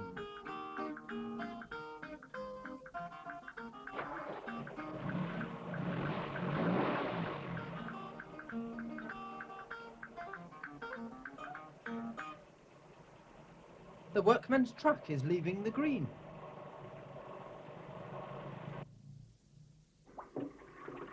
The water supply has returned. What a relief.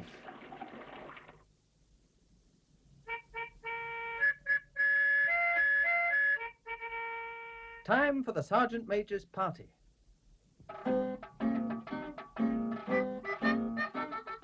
Sergeant Major Grout is the guest of honour. Windy Miller, Jonathan Bell, and all the Murphys have been invited.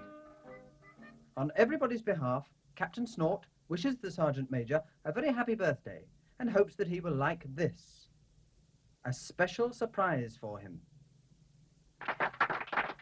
An enormous cake in the shape of a cannon, all covered with icing. The Sergeant Major is having a happy birthday.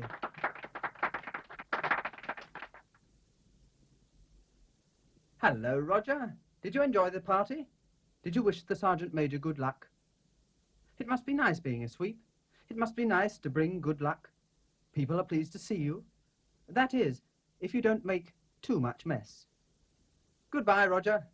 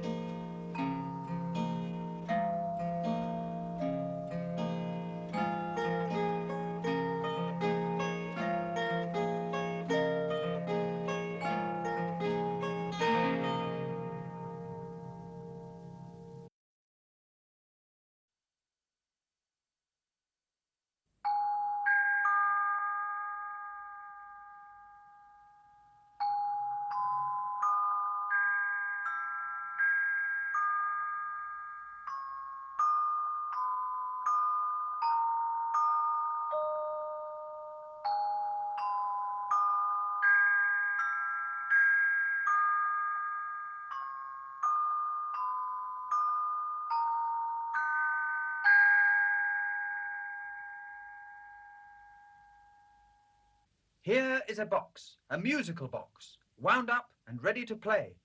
But this box can hide a secret inside. Can you guess what is in it today?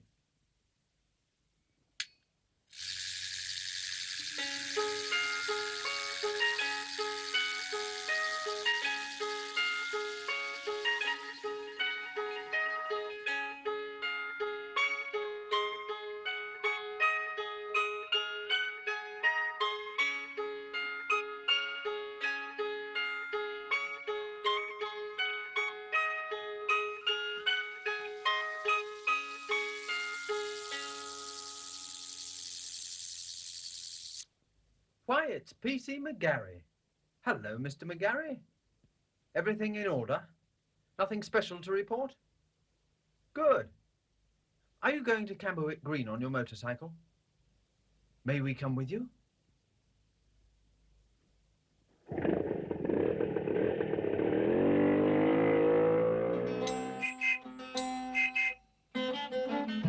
Here comes the policeman, the big friendly policeman, P.C. McGarry number 452.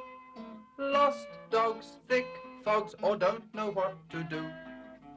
Then get the policeman, the big friendly policeman, P.C. McGarry number 452.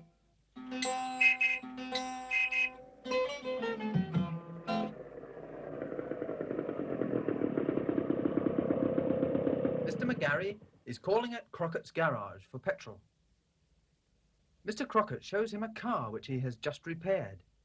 A very nasty dent in the wing.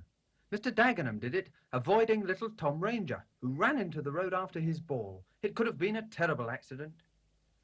Children must remember not to run into the road. If a car is going fast, it cannot stop quickly. Do you want some petrol? Asks Mr. Crockett. Yes, please. So into the tank go 1, 2 gallons of petrol. Thank you very much.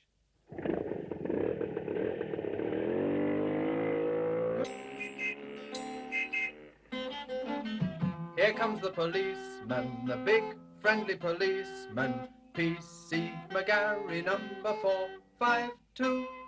Lost a key, cat up a tree, baby lost a shoe. Then get a policeman, a big friendly policeman. P.C. McGarry, number 452.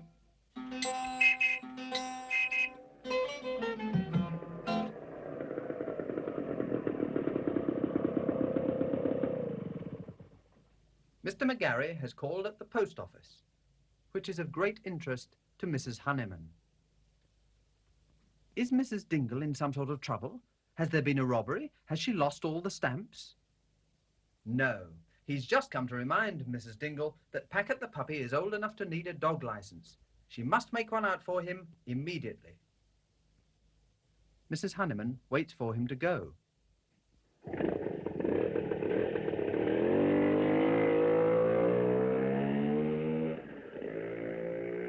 And then she hurries into the post office, just to make sure that something hasn't happened which people ought to know about.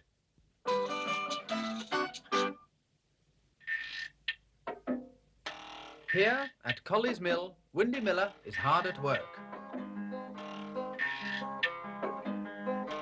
Windy Miller, sharper than a thorn. Like a mouse he's spry and nimble when he grinds the corn. Like a bird he'll watch the wind and listen for the sound, which says he has the wind he needs to make the sails go round. Windy sees P.C. McGarry coming up the hill, so he goes to stop the sails.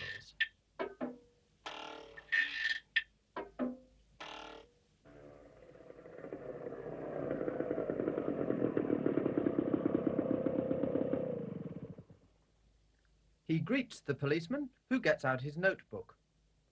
Is something the matter? Whatever can it be? He's asking Windy if Dr. Mop's nephews have been fishing up here without a license. Windy says no. And anyway, Mr. McGarry, do you think I'd tell on them even if they had? Weren't you a boy once? Oh, well, now you're a policeman, you have to uphold the law. But you do it kindly and fairly. I'll give you that. Mr. McGarry receives a call on his motorcycle radio. Hello, 452? I see. Yes. Right. Sorry, I must be off. Urgent call.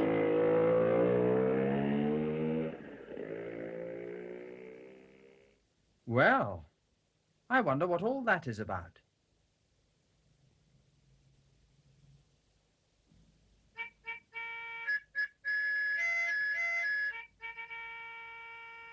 Meanwhile, at Pippin Fort, it is nearly time for the usual morning parade.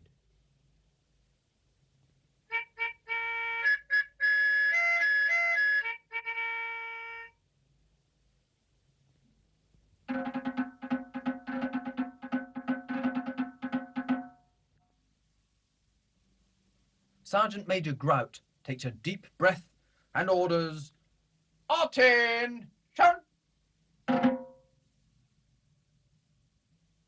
Slope! Hums!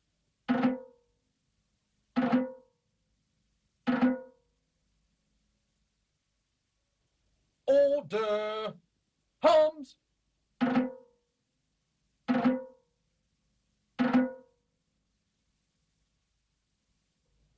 And now he makes his usual report to Captain Snort.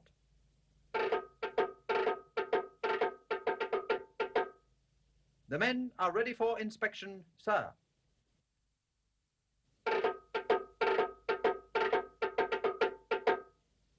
The inspection begins. But today, something different is going to happen.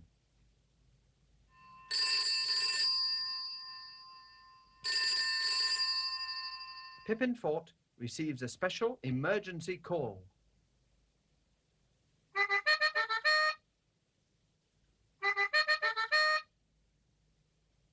The alarm! He sounded the alarm! Emergency at Camberwick Green! Action, stations!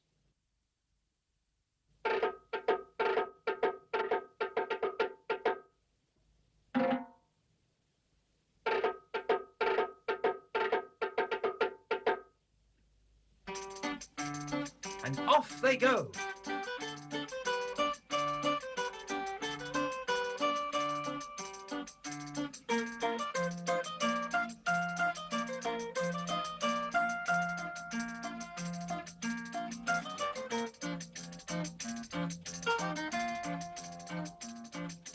Driving along in an army truck, a humpity-bumpity army truck. The people wave to the soldiers brave who sing and shout as they lurch about. Oh, we are in luck, we will never be stuck in a humpity-bumpity army truck.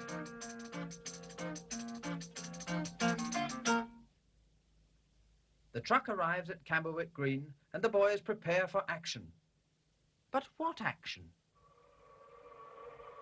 What is going on at the bakery? A large crowd has gathered.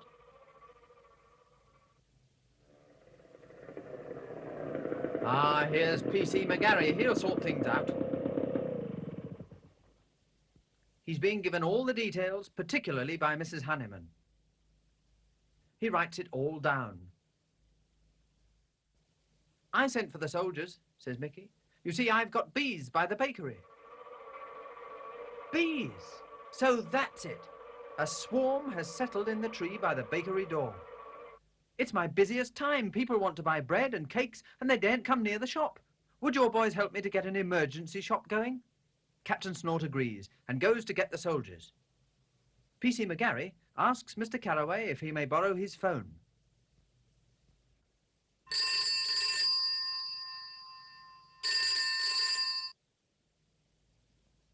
Farmer Bell is being asked if he can help.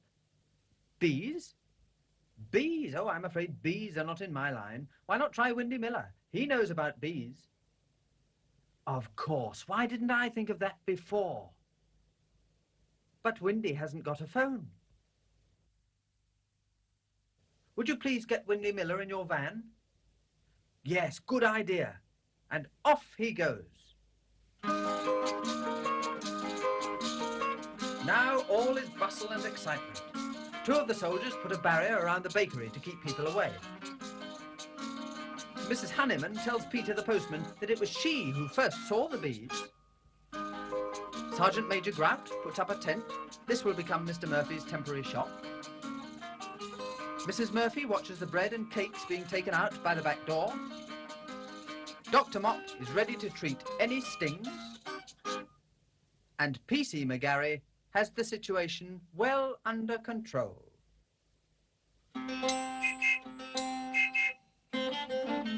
They've got the policeman, the big friendly policeman, P.C. McGarry, number 452. Swarming bees in the trees, swarming people too. They've got the policeman, the big friendly policeman, P.C. McGarry, number 452.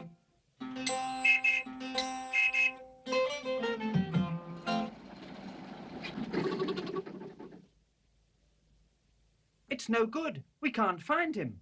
He's not in the mill. P.C. McGarry knows exactly what to do.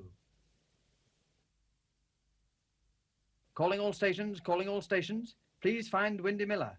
He is urgently required at Murphy's Bakery to hive a swarm of bees. Now we should see some results. But what's this? Roger Varley, the sweep, is laughing. Now, Mr. Varley, it's nothing to laugh about. Someone might get stung. And what about poor Mr. Murphy's business? But Roger is laughing because he's seen something which all the others have missed. Only one person in Camberwick Green owns a tricycle like that. Windy Miller. And if we go through that gate and follow the path, it will take us to the stream.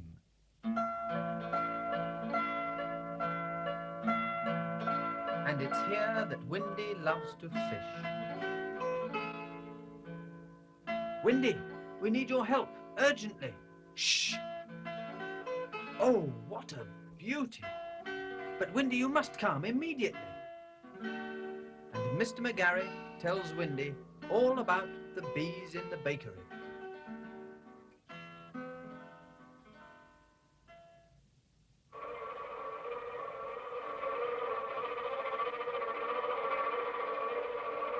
Windy has collected his beekeeping things, and everybody watches him closely. It's a tricky job, but Windy knows what to do. He puffs smoke at them to make them drowsy. Then he gives the bough a sharp tap, and the bees fall into the skep he is holding. And the bees are caught. Well done, Windy.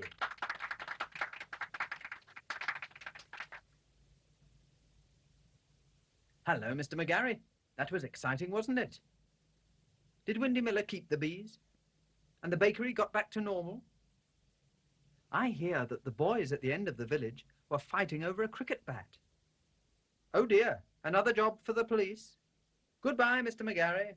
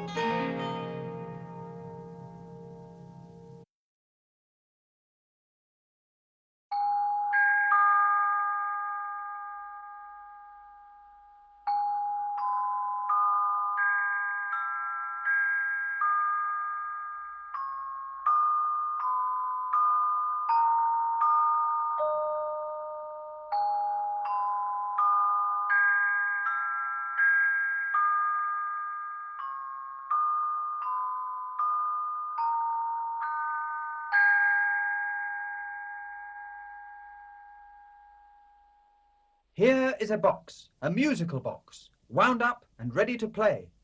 But this box can hide a secret inside. Can you guess what is in it today?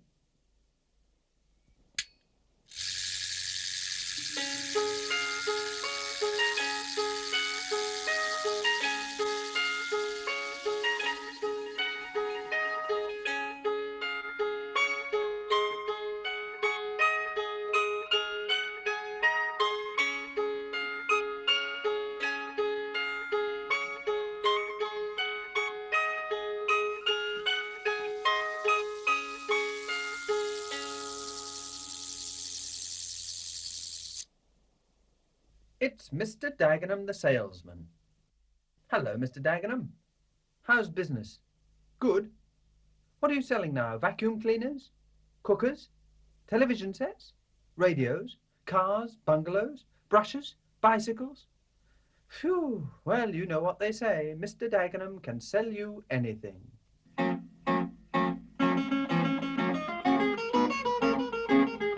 Ah, Mr. Dagenham, he can sell anything, anything, anything money can buy. A tea set or a jacket, a pram or tennis racket, a telly or a toaster, a trumpet or a trike. An overcoat, a motorboat, a holiday in Africa, a bathtub or a button, a bugle or a bike. Ah, Mr. Dagenham, he can sell anything, anything, anything money can buy.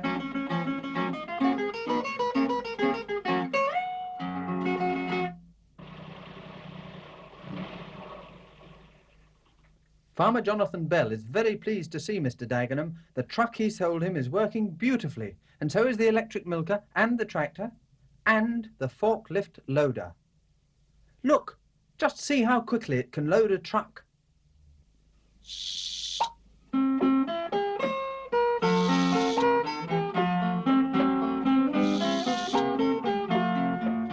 A go-ahead farmer is Jonathan Bell, who works his farm and works it well. He doesn't hold much with the good old days. In modern times use modern ways. Electric, mechanical, all that is new. That does the work that men used to do. He swears by it all and he proves it too on his modern mechanical farm.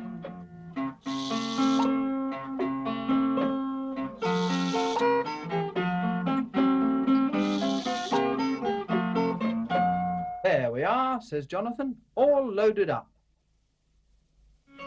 I've never seen it done better, says Mr. Dagenham.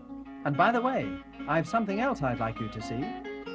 And Mr. Dagenham shows Jonathan a picture of something which every modern farmer ought to have.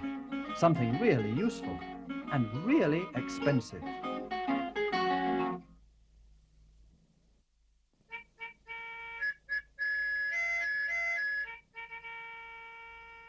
Meanwhile, at Pippin Fort, it is nearly time for the usual morning parade.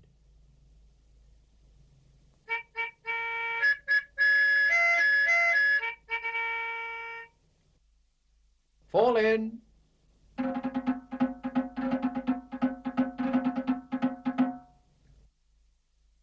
Sergeant Major Grout takes his usual deep breath and orders, "Heart in! Shout! Slow! Hums!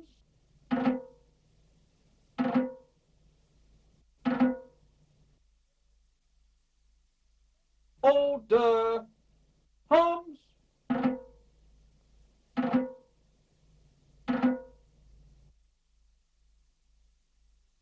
And now he makes his usual report to Captain Snort.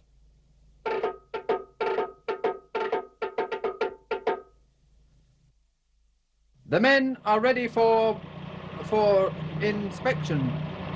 But what's this? Someone has dared to interrupt Captain Snort's parade.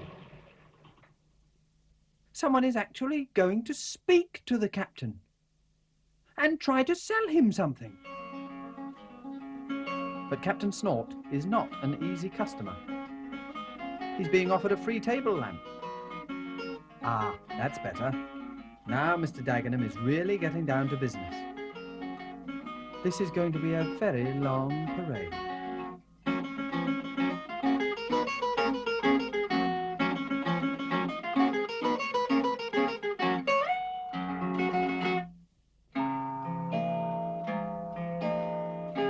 Other people are busy too. Here at the bakery, Dr. Moff is ordering a dozen Banbury cakes and a cherry tart. And at the fish shop, Mrs. Honeyman is ordering haddock and taking a very long time to do so. Hello, here's Farmer Bell. He's delivering eggs to the post office. Now that's odd, says Mrs. Honeyman. Farmer Bell usually delivers eggs in the afternoons. What's he doing here now?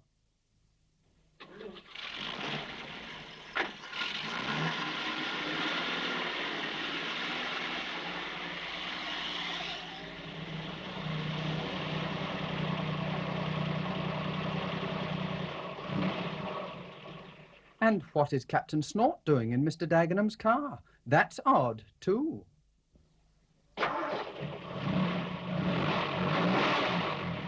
All this is more than Mrs. Honeyman can bear.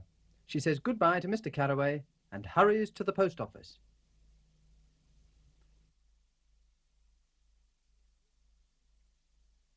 Here's Mrs. Dingle. She probably knows something. Yes, she does. Helicopters. Helicopters? Yes, helicopters. Both Farmer Bell and Captain Snort have ordered a book called Helicopters and How to Fly Them. So that's what Mr. Dagenham was selling. Mrs. Honeyman loses no time. Helicopters, Farmer Bell and Captain Snort. That's Mr. Dagenham. Fancy. Yes, helicopters. Imagine, what will they get up to next? Have you heard? Helicopters. Yes, helicopters. Well, now everybody knows everything. Trust Mrs. Honeyman to spread the news. At Collie's Mill, the sails are not turning. They can't turn. The boys from Pippin Fort have tied ropes round them, and Sergeant Major Grout is about to give the order, lower away. Windy Miller is very worried. He has to repair the hub of the sails. He is hoping that the boys will be very gentle with his beloved windmill. The Sergeant Major takes a deep breath and orders, lower away. It's all right, Mr. Miller. No damage done. You can see for yourself. Now you'll be able to do your repairs. Windy says, thank you very much. Let us know when you want them put back, says the Sergeant Major. Then he gives the order, to the truck, move.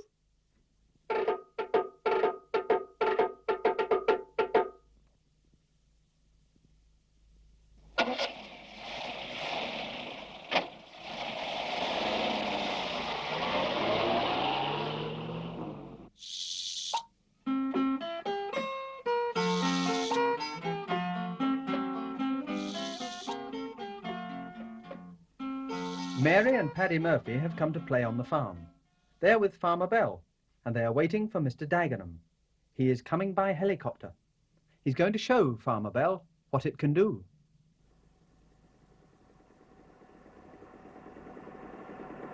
Here it comes, cries Paddy.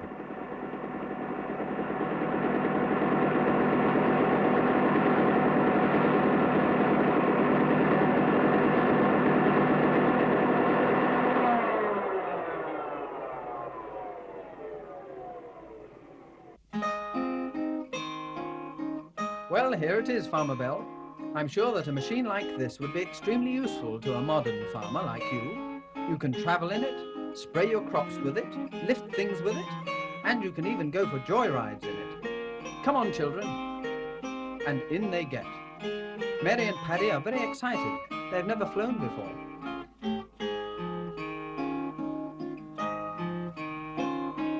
Helicopter, helicopter, riding so high, whirring, churring, sweeping the sky. Over the housetops and over the trees, you fly like the birds and you buzz like the bees.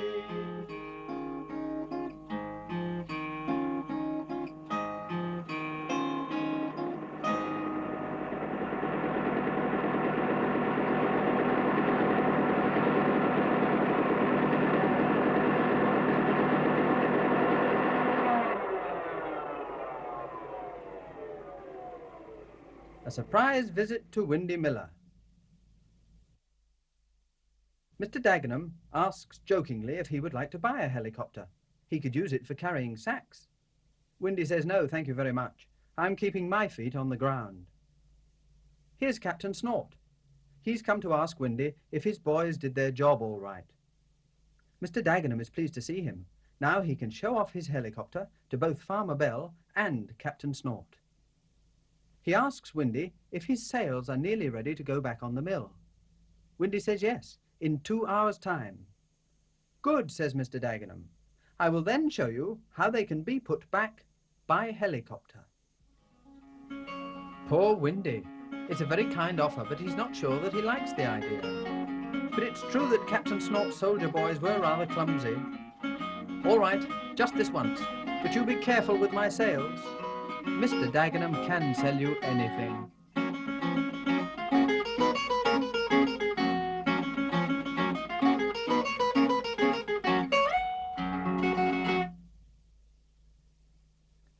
2 hours later, and an excited crowd has gathered to watch the helicopter put back Windy's sails. Mr. Dagenham is nearly ready, and so is Windy. He's going to guide the sails into position.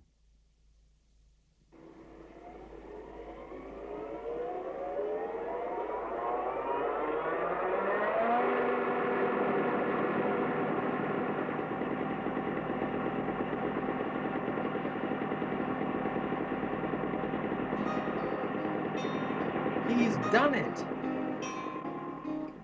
Windy fixes the hub and starts untying the rope. And when he's done this, he will wave to Mr. Dagenham in the helicopter as a signal. But Windy has seen Mary Murphy in the crowd below, and without thinking, he waves to her. And Mr. Dagenham thinks it's the signal. He's flying off and taking Windy with him. Poor Windy!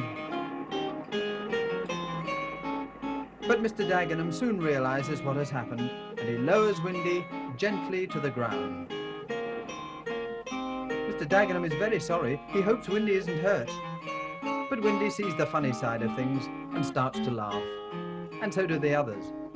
Mr. Dagenham is very relieved.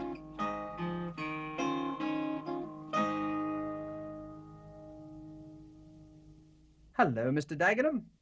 Did anybody buy a helicopter? Never mind. I hear that Farmer Bell bought a new plough and a television set. So it wasn't a bad day for you after all. You really can sell almost anything to almost anyone. Goodbye, Mr. Dagenham.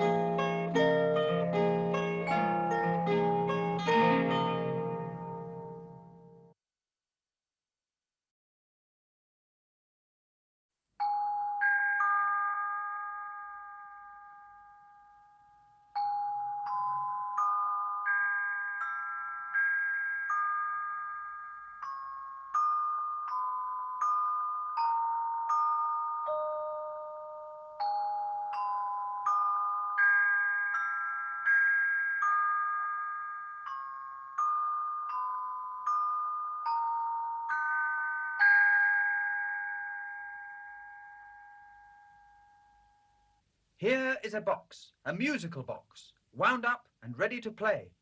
But this box can hide a secret inside. Can you guess what is in it today?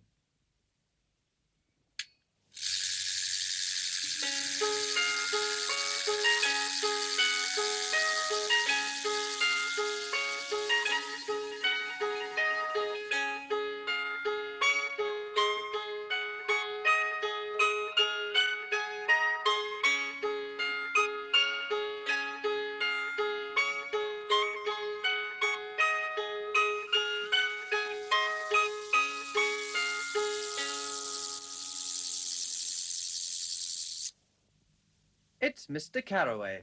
Hello, Mr. Carraway. How's business? Good? Do the people of Camberwick Green eat a lot of fish? Well, you certainly have plenty in the shop. Fresh fish, fine fresh fish. Herring plaice, mackerel, turbot, whiting cod, halibut, dab, prawns, crabs, crayfish and lobsters, in green parsley and set upon a slab. Fresh fish, fine fresh fish.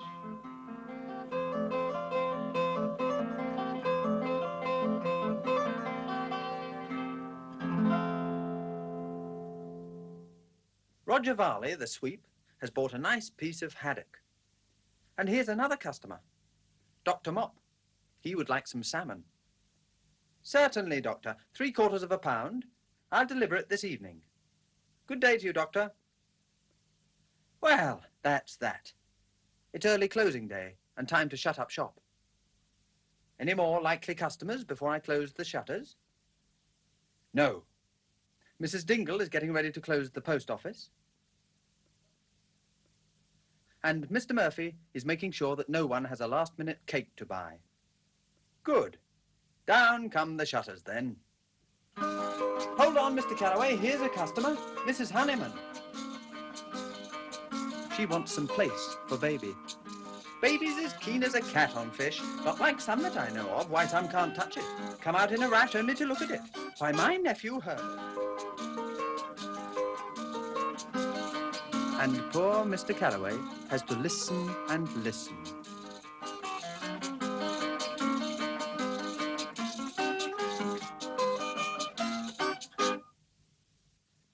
She's gone. What a relief. Now to shut shop.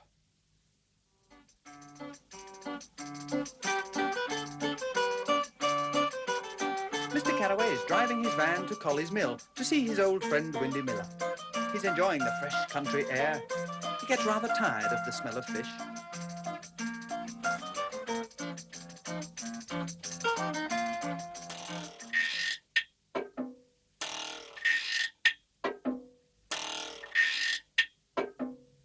Windy is busy whittling a piece of wood. Whatever is he making? But he still keeps an eye on the wind.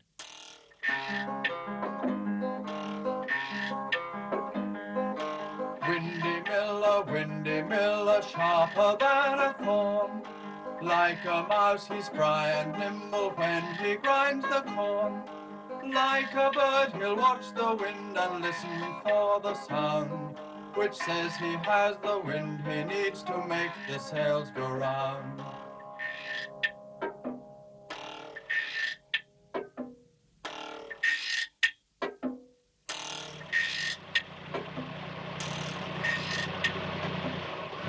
Here's Mr. Carraway. Windy's behaving rather strangely. He doesn't want anybody to see what he's been doing. But he's really very pleased to see Mr. Carraway. I see that you've brought your picture with you, says Windy. Yes, I've had a new frame made for it, says Mr. Carraway, and he fetches the picture.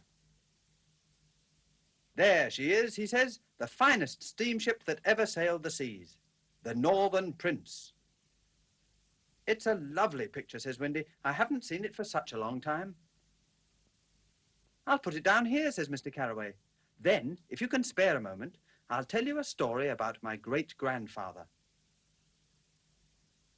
He was captain of the old Northern Prince, and proud of it, too.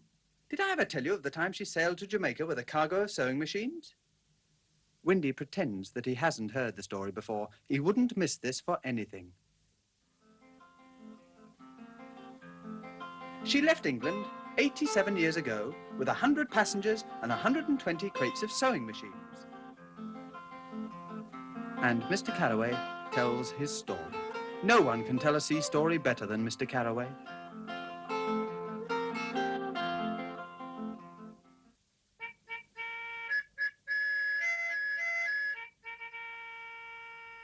Meanwhile, at Pippin Fort, it is nearly time for the usual morning parade.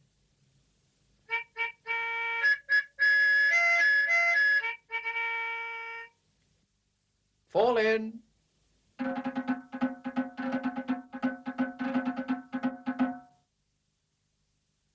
Sergeant Major Grout takes his usual deep breath and orders, "Heart in, shut." Slope, hums.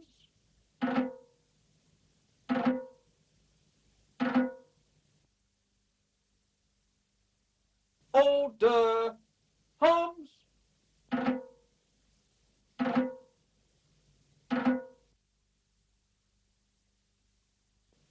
And now he makes his usual report to Captain Snort.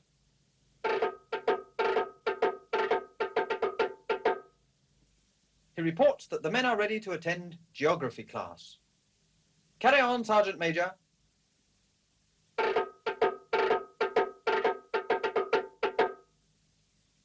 To your geography class, dismiss.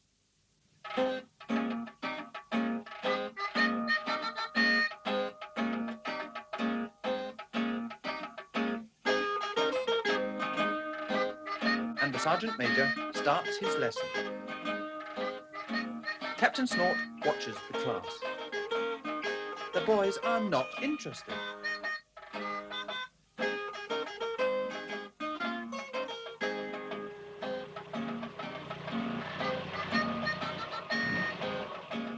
Here's Mr. Carraway delivering some fish. Good afternoon, Captain Snort. I see your boys are hard at work. They are not hard at work, Mr. Carraway, anything but.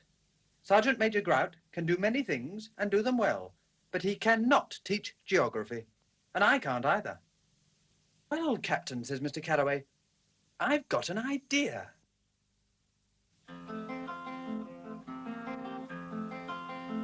And sometimes Mr. Carraway has a very good idea.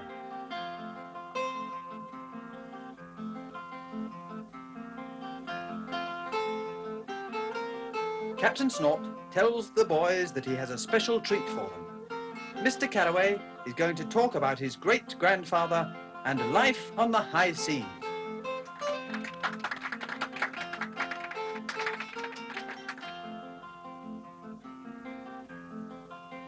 With his precious picture beside him, he soon has the boys spellbound.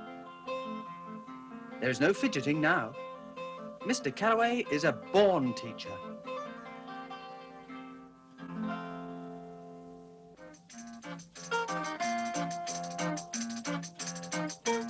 Mr. Carraway is pleased with life. He enjoyed talking to the soldier boys and has promised to go back next week. Now he is on his way home. He sees Colley's Mill in the distance. Oh my goodness! I forgot to ask Windy if he could let me have some of his home-brewed cider.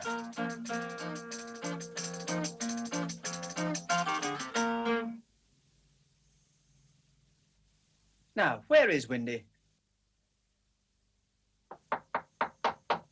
Ah! Hello, Windy. Oh, hello, Mr. Carraway. I wasn't expecting you. I was just doing a few odd jobs with a hammer. Mr. Carraway tells Windy that he's called back to ask if he could possibly let him have some cider. Certainly, says Windy. Thank you very much, Windy. Goodbye. See you soon.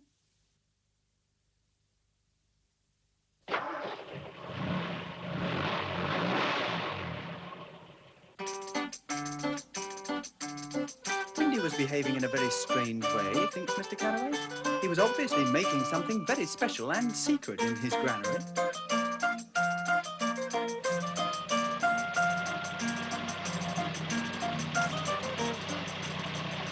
Oh, my goodness!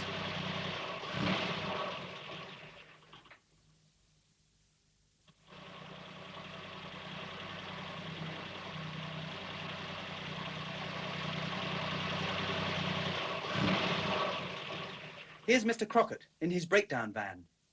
What a bit of luck. It's the steering, Mr. Crockett. It suddenly went loose. I'll have to give you a tow to my garage, says Mr. Crockett. Just a moment.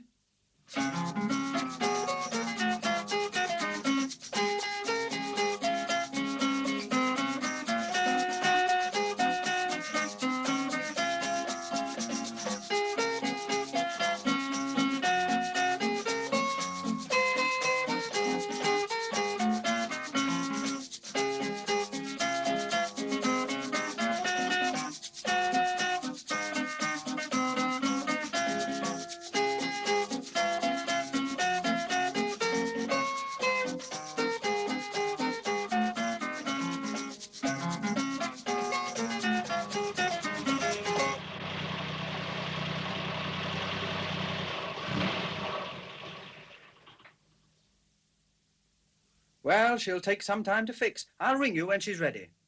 Is there anything in the back you'll be needing? Asks Mr. Crockett. Oh, my goodness. I'd forgotten about my picture. Mr. Carraway hurries to look for it. But there's no sign of it anywhere. My picture. I've lost my picture. But P.C. McGarry has found it in the road and damaged by several cars. Poor Mr. Carraway. He's had a bad day.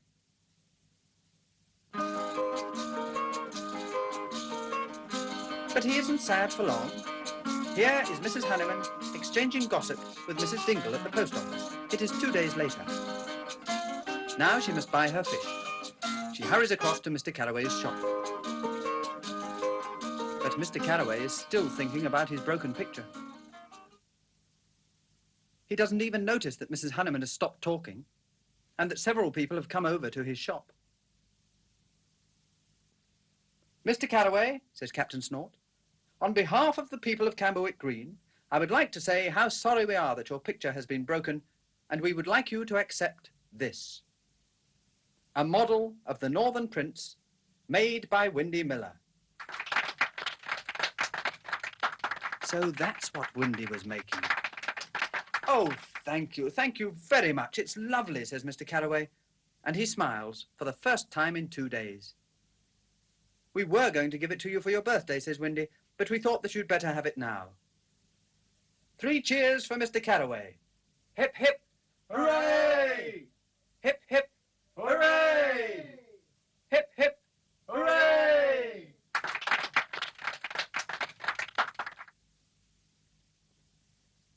Hello, Mr. Carraway. That was a lovely present.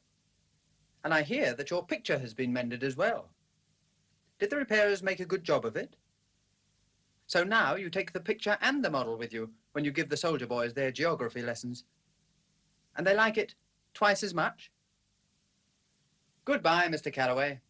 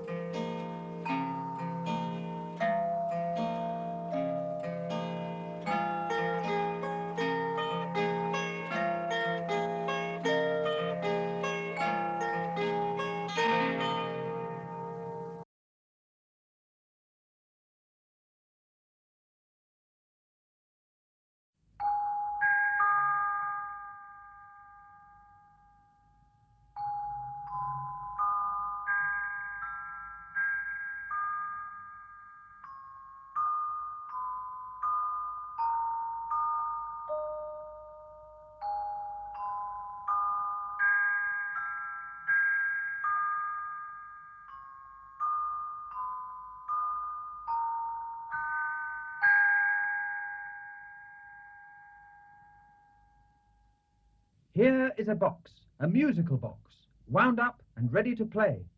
But this box can hide a secret inside. Can you guess what is in it today?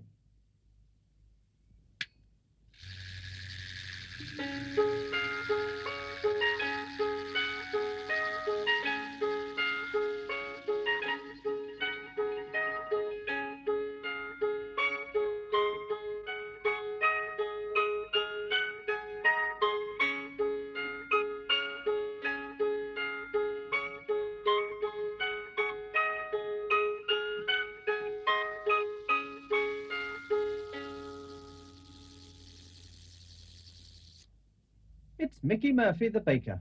Hello, Mr. Murphy. Are you baking many cakes? Buns? Bread? Are you going to make a cake now? May we watch?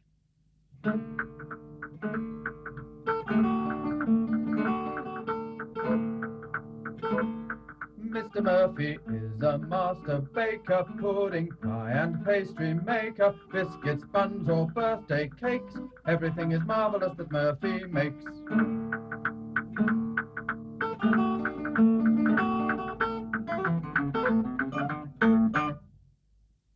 He makes sure that his mixture is exactly right, not too thick and not too thin. Pours it into the cake tin and sees that his oven is hot enough. Hello, what's this? I've left a cake tin in the oven. Well, the oven's nice and hot. There, that's that. Now to make some apple tarts. I need some apples, sugar. No, I don't need this. Ooh! Poor Mr. Murphy. He didn't remember that the tin was hot. He's burned his hands. Oh dear, oh dear. Here's Mrs. Murphy. She looks at Mickey's hands. They're nasty burns. There won't be any apple tarts made today.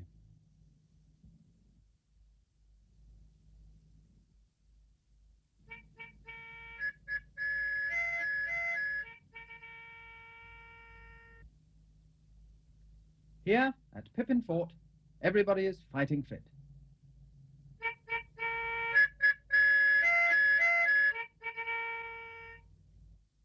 Fall in.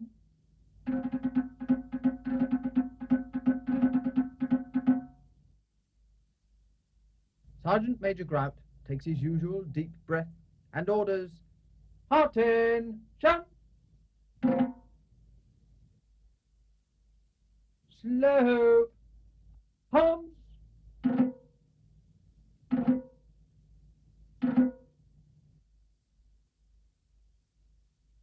Order! Hums!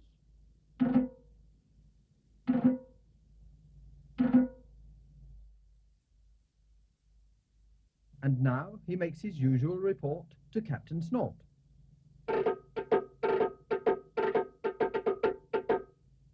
The men are ready for inspection.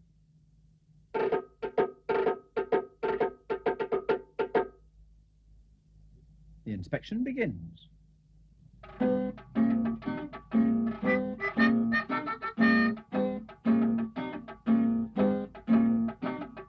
Captain Snort is a soldier man, scarlet and gold, a soldier man. He'll work a boy as hard as he can to turn him into a soldier man. Captain Snort is a soldier man who lives in Pippin Fort.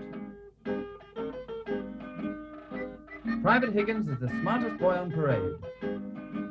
He has the brightest buttons, smartest uniform, shiniest boots. Good. Well done, Higgins.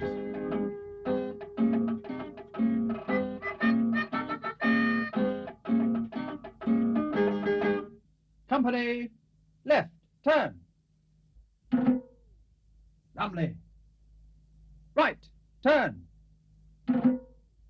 Lumley. Right, turn. About, turn. Left, turn. Lumley. What is to be done about Lumley? An urgent message for Captain Snort. Emergency. One soldier boy required to assist at Murphy's Bakery, able to drive van. Private Lumley, no swimming for you today. You will be dropped off at the bakery. Perhaps this will help you to tell your left from your right. Carry on, Sergeant Major. To the truck. Dismiss.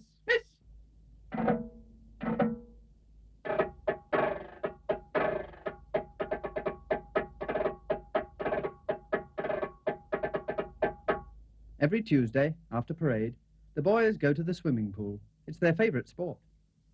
Poor Private Lumley.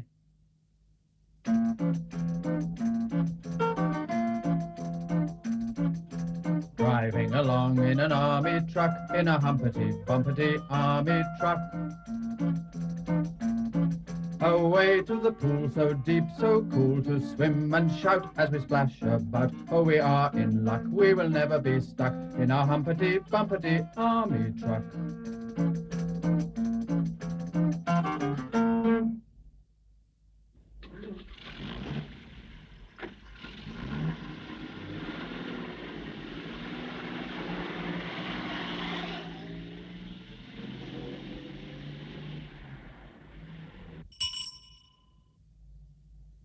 Mrs. Murphy is very pleased to see Private Lumley. She tells him that there is nothing very difficult for him to do. All the baking is done. Special orders are on the left, and on the right are the cakes for sale to anyone who comes in. Here is a list of the prices. Now, I must be off. I promised that I would visit Mrs. Varley's old mother this afternoon. My husband is out dressing in the garden, but I'm sure that you'll be able to manage. Now, this is the left. No, this. No, I was right the first time. These are the special orders, and these can be sold in the shop. Oh dear, he's got it all wrong. Hello, a customer. Mrs. Honeyman. Oh, I am so sorry to hear that Mr. Murphy has hurt himself. I do hope it isn't donuts, but it's so easily done, you know, so easily done. No, meringues. I remember one Christmas I was baking a cake and... No, rock buns. Well, the oven was nice and hot and... Walnut cake. Walnut cake, that's what I'll have. Poor Lumley is trying to decide if the cake is on the left or the right. Is it a special order, or can it be sold to anyone? 5 shillings, please. Thank you very much. And off goes Mrs. Honeyman with baby and cake.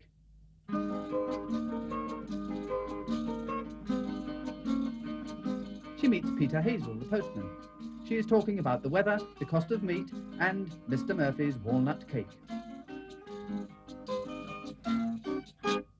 Good day, Mrs. Honeyman. And Peter crosses to the bakery. Walnut cake, eh? Well, a bit expensive, but yes, I think I will. Another customer for Private Lumley. Meanwhile, Mrs. Honeyman tells Mrs. Dingle at the post office all about her dripping taps, the church bazaar, and Mr. Murphy's walnut cakes.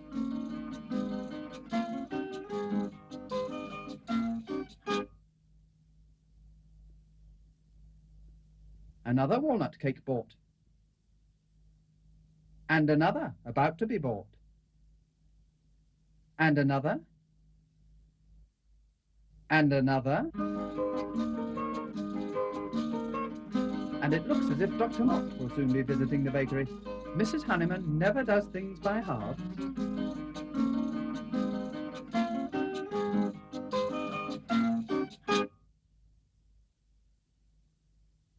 All the cakes on the left have gone. Lumley is very pleased with himself. He doesn't realise that he has sold every one of Farmer Bell's special order.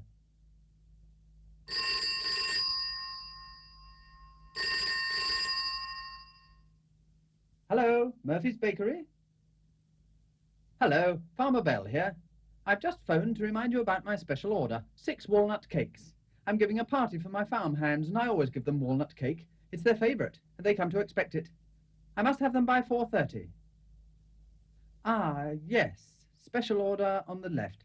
1, 2, 3, 4, 5, 6. Yes, Farmer Bell, they're all ready. I'll bring them straight over.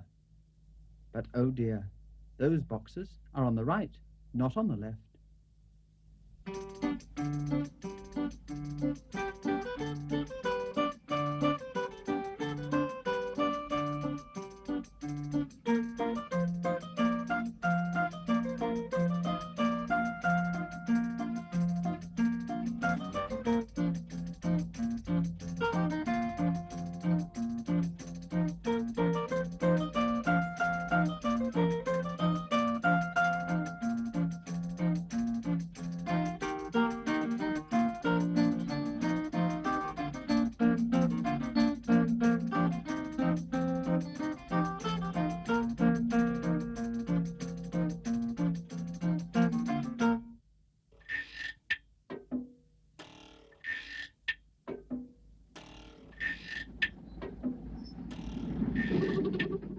Lumley arrives at Colley's Mill.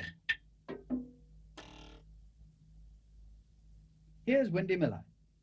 Lumley doesn't know the way to Bell's farm. Please, can Windy help him? Windy says yes. Carry on down the hill, and when you get to the crossing at the bottom, turn right. Then take the first on the left. Carry on down the hill. At the crossing, turn right. Then take the first on the left. But your hands are wrong, says Windy. You are mixing up the left and the right. Yes, it's true. Lumley cannot tell his left hand from his right. Which hand do you use to write with? Asks Windy. Ah, well, there you are. You write with your right hand. That's an easy way to remember it. You write with your right, and the one which is left is the left. Now, which is your right hand? Well done, says Windy. Now tell me, what are you taking to Farmer Bell? 6 walnut cakes for a party, says Lumley. Look.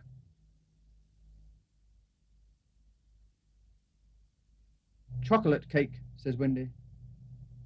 Cream sponge, says Windy.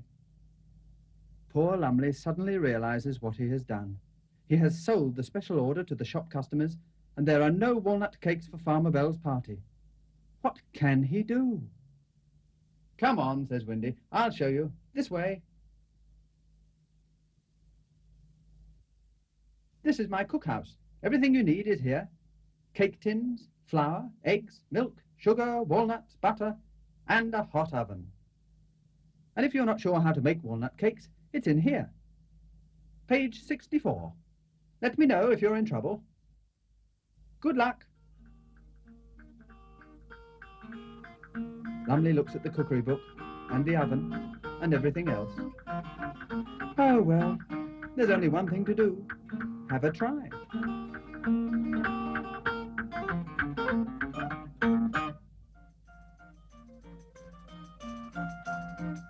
Lumley has made his walnut cakes. They are in the van. Windy is riding with him just to make sure that he doesn't take the wrong turning.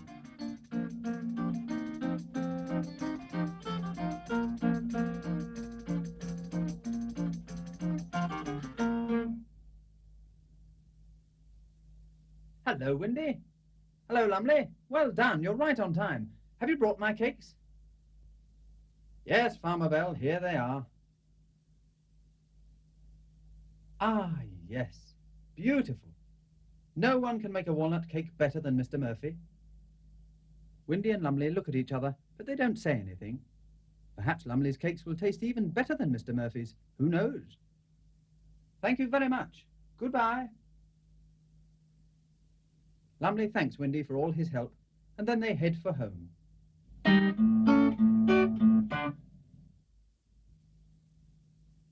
Hello, Mr. Murphy. Are your hands better? Has Lumley told you what happened to Farmer Bell's walnut cakes? Was he pleased with the ones Lumley made? So you have a part-time helper now, do you? Do we know him? Of course, Private Lumley. He may not be much of a soldier, but he is obviously a born baker. You'll give him a good training, Mr. Murphy. Good luck to you both.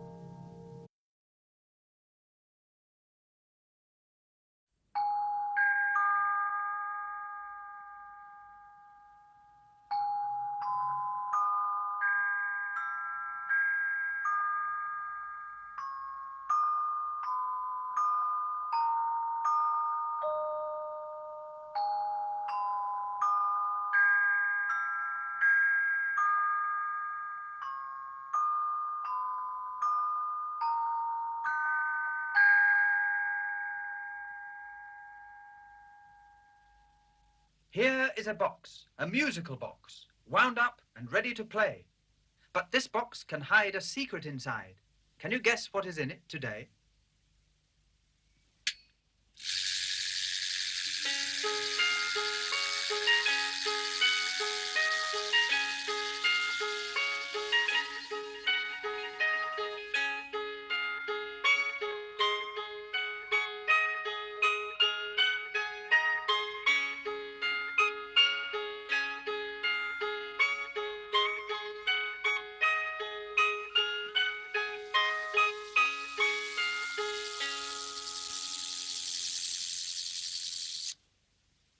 Why, it's Mrs. Honeyman and her baby. Hello, Mrs. Honeyman. Is the baby well? Any news? Oh, dear. So there's nothing to talk about. Well, I can tell you one thing. A robin has nested in Paddy Murphy's bicycle basket. He won't be able to use his bike until the eggs are hatched. I don't think anybody else knows. Are you going to tell them? Chatter, chatter, have you heard the latest gossip? Not a word to anyone.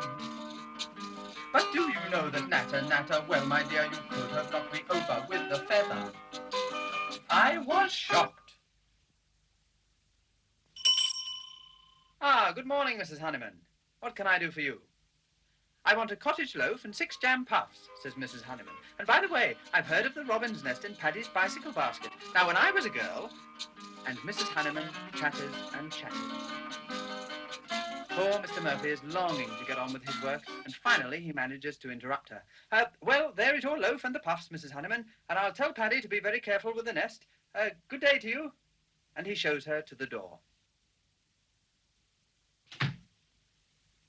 Thank goodness she's gone.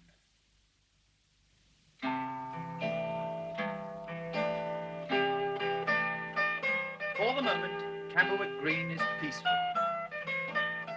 Dr. Mop is talking to Roger Varley about his car. And Mrs. Dingle is telling Peter Hazel, the postman, that some people's parcels are no better than jackdaws' nests, absolutely thrown together. Peter agrees with them. At the fish shop, Mr. Carraway is selling Windy some whelks for his tea. Mary and Paddy Murphy are waiting to buy kippers. Hello, what's this? Hello, what's this? Hello, what's this? Ah, I knew Mrs. Honeyman wouldn't be far away. Good morning. What nice weather it is for the time of the year. That must be nice for you, working out of doors, and in such a pleasant place, too. Camberwick Green is so pretty, and, by the way, are you going to be here for long? Well, it might be a long job, madam, and on the other hand, it might not. It depends, you see.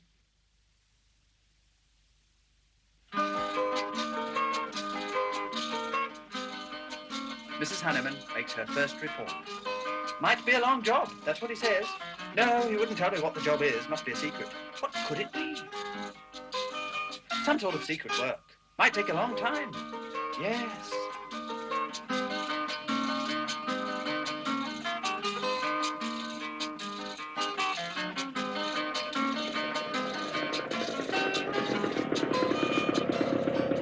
Ah, here's P.C. McGarry.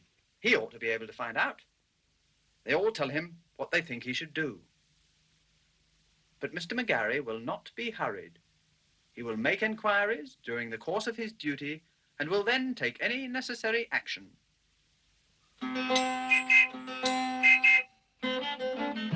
Here comes the policeman, the big friendly policeman. P.C. McGarry, number 452.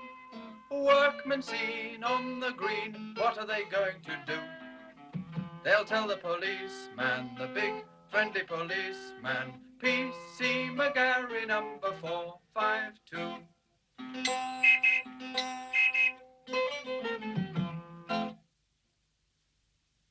Mr. McGarry is pleased to tell Mrs. Honeyman that everything is in order.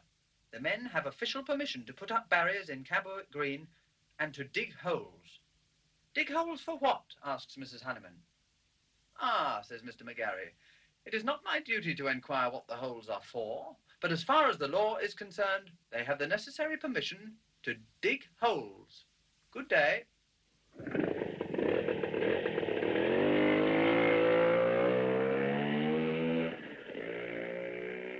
Well, now what's to be done? Whatever the holes are for, it means changes on the green, and nobody wants the green to be changed. They like it just as it is.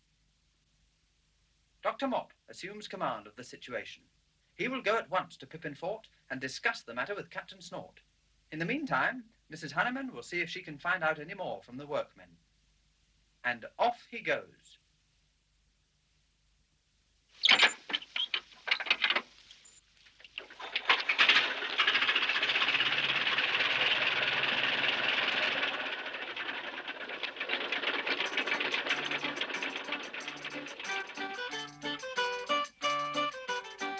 Dr. Mop is very worried and rather cross. What are the workmen up to? Are they planning to put up a bus shelter, a petrol pump, a phone box? Or, worst of all, a hoarding for advertisements? Whatever it is, it must not be put on the green to spoil our view and prevent the children from playing.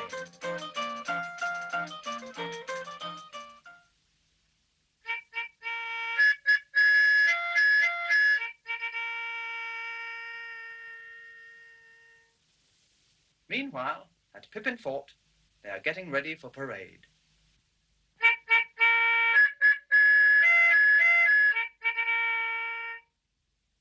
Fall in.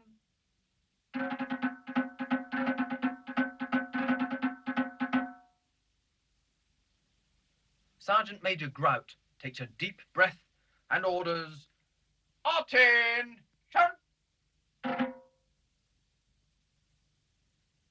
Slope!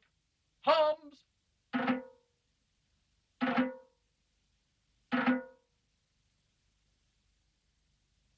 Order! Hums!"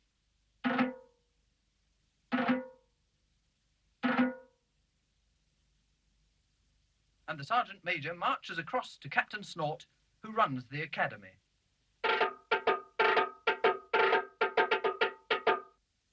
The men are ready for...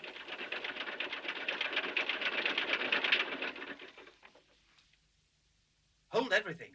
Emergency. And Dr. Mop tells them about the workman's truck in Camberwick Green.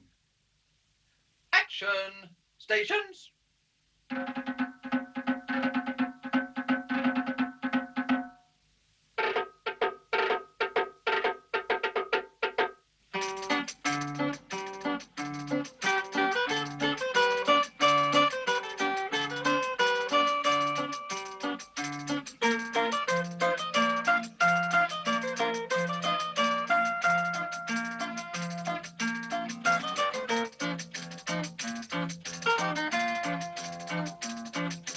Driving along in an army truck, in a humpity-bumpity army truck. The people wave to the soldiers brave who sing and shout, "We will drive them out, they will soon be stuck, and down on their luck in their battered old, spattered old workman's truck." Mrs. Honeyman tells the captain that the men have gone off in their truck, but as they were leaving, one of them said something about an electricity substation. An electricity substation? Well, we certainly need a better electricity supply, but we don't want one of those buildings in the middle of Camberwick Green. There's no time to lose. Mickey says that Roger Varley, the sweep, is following the workman's truck on his motorcycle to find out where they have gone. Here he comes now.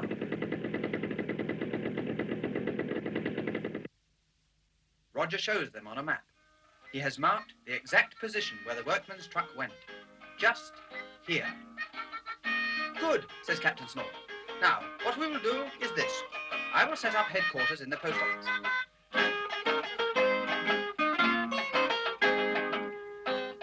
Captain Snort is in full command.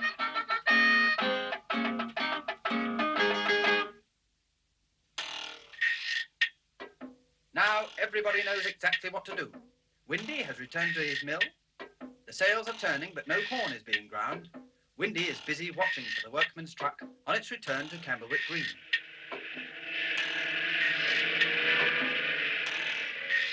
The workmen are on their way back to the green. Windy knows what to do.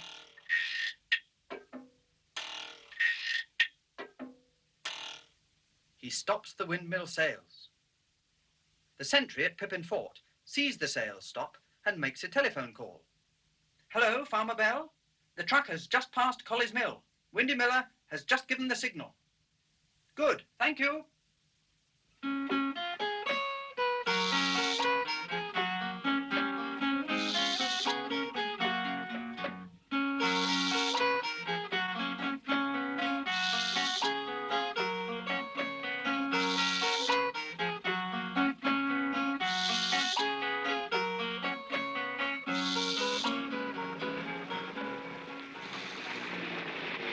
Here's the workman's truck. No entry. Turn right.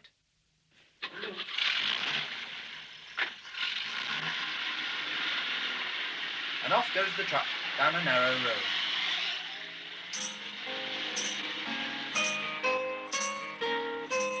A very narrow road indeed. And Mr. Tripp's milk truck is very slow. The workman's truck is going to be very late.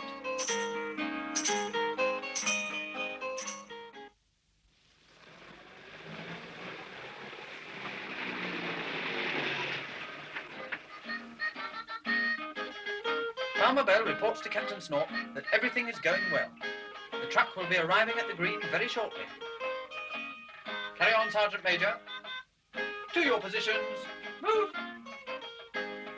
And the people of Camberwick Green prepare for battle.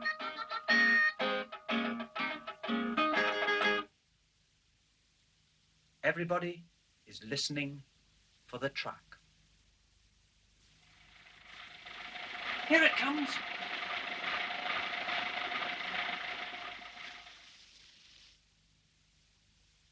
Dr. Mop has prepared a speech. We, the people of Camberwick Green, have come here to prevent you from carrying out your plan. You shall not build an electricity substation upon our green. It shall not be changed. It shall not be spoiled. We will do everything in our power to prevent you from doing your work. But what's this?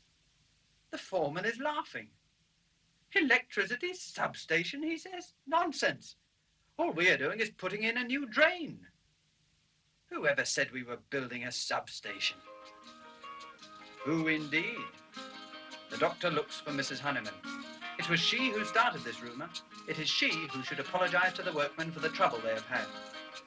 But Mrs. Honeyman has gone, so the doctor apologises instead. Mickey says that he will send out cakes and buns for the workmen's tea. Everyone laughs. Everyone is relieved that it's only a joke. Thank goodness no one got really cross. Hello, Mrs. Honeyman. That was awkward, wasn't it? The substation that they are going to build is going to be hidden behind Mr. Crockett's garage. Never mind. I expect that everyone will forgive you. Someone must tell people what's going on. Goodbye, Mrs. Honeyman.